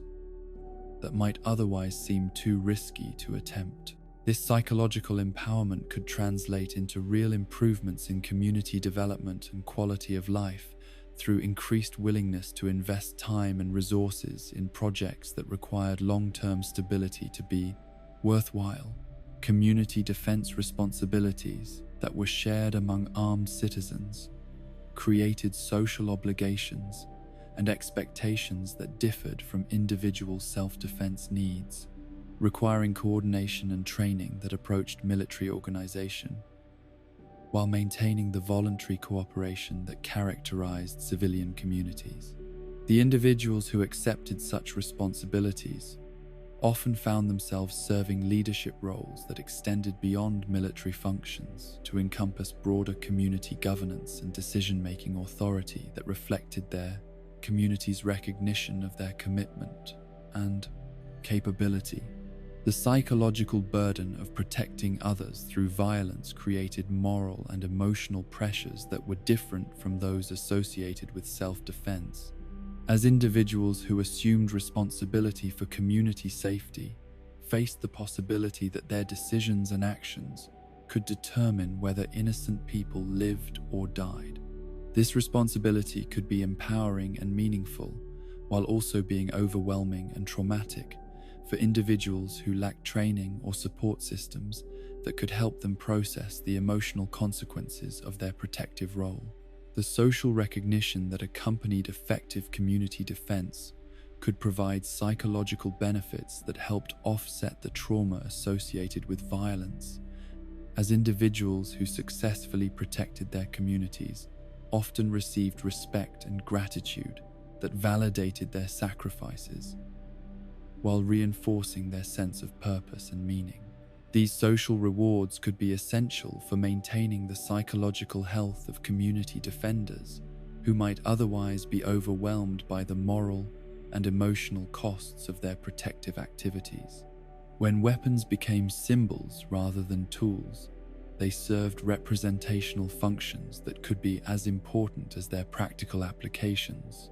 providing communities with identity markers and communication devices that conveyed information about values, capabilities, and intentions to both members and outsiders. The ceremonial use of weapons in community rituals helped maintain their symbolic significance while preserving practical knowledge about their operation and maintenance. The cultural mythology that developed around specific weapons often reflected community values and aspirations that extended beyond immediate survival,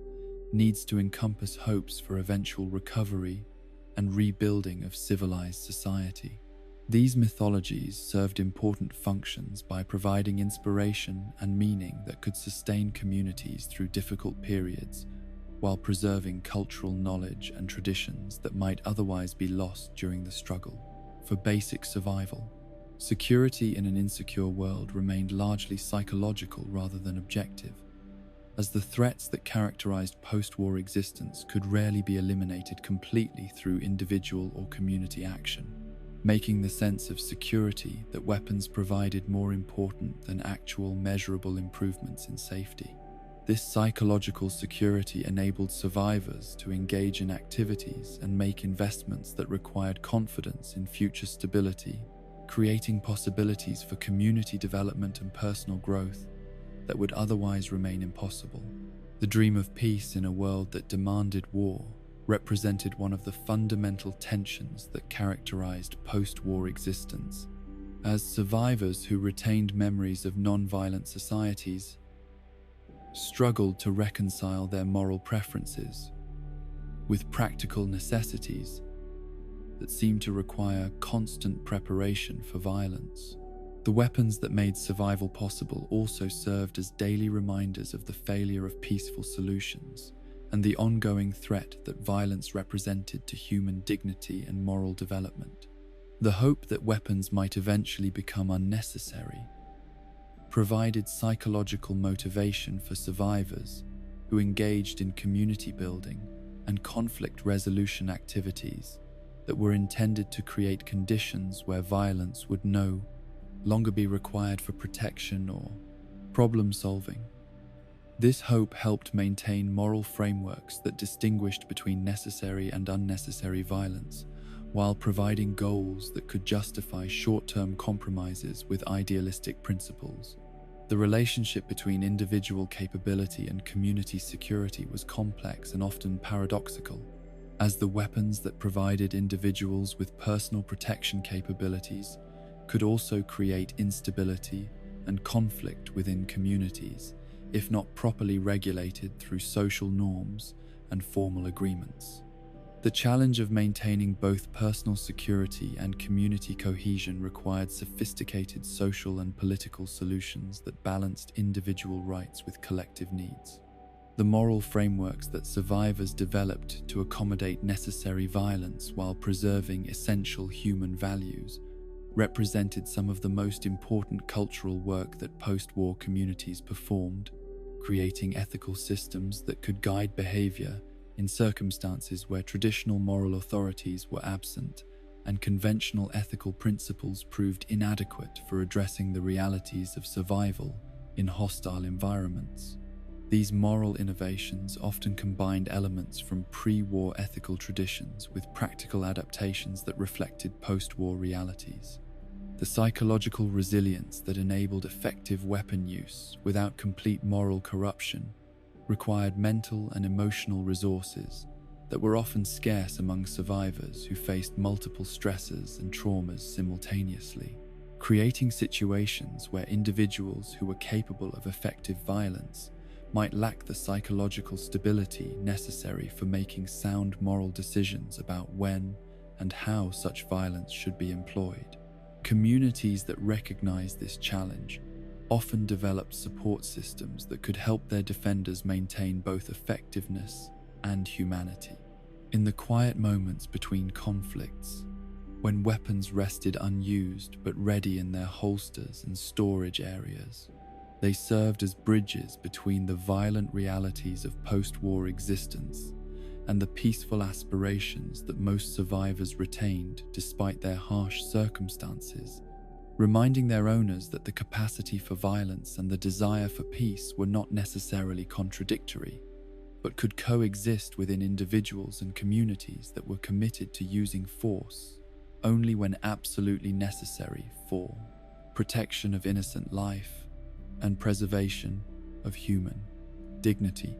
And so we reach the end of our catalogue, having counted every barrel, examined every trigger,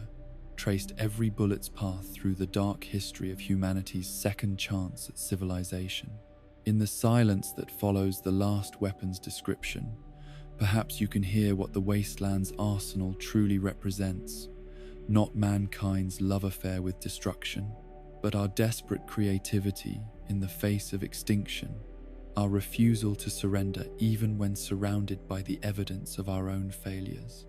Each weapon we've encountered carries within its steel and circuitry the hopes and fears of those who wielded it.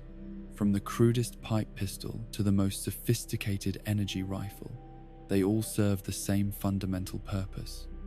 to give their bearer one more day, one more chance,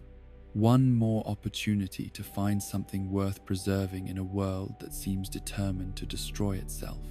So rest now, knowing that somewhere in the wasteland, survivors still craft new weapons from old dreams, still maintain the tools that keep the darkness at bay, still pass down the knowledge of how to fight for what matters most. The arsenal sleeps with you, guardian and burden both, reminding us that in a world where everything can be lost, the will to survive and to protect what we love remains humanity's most powerful weapon of all.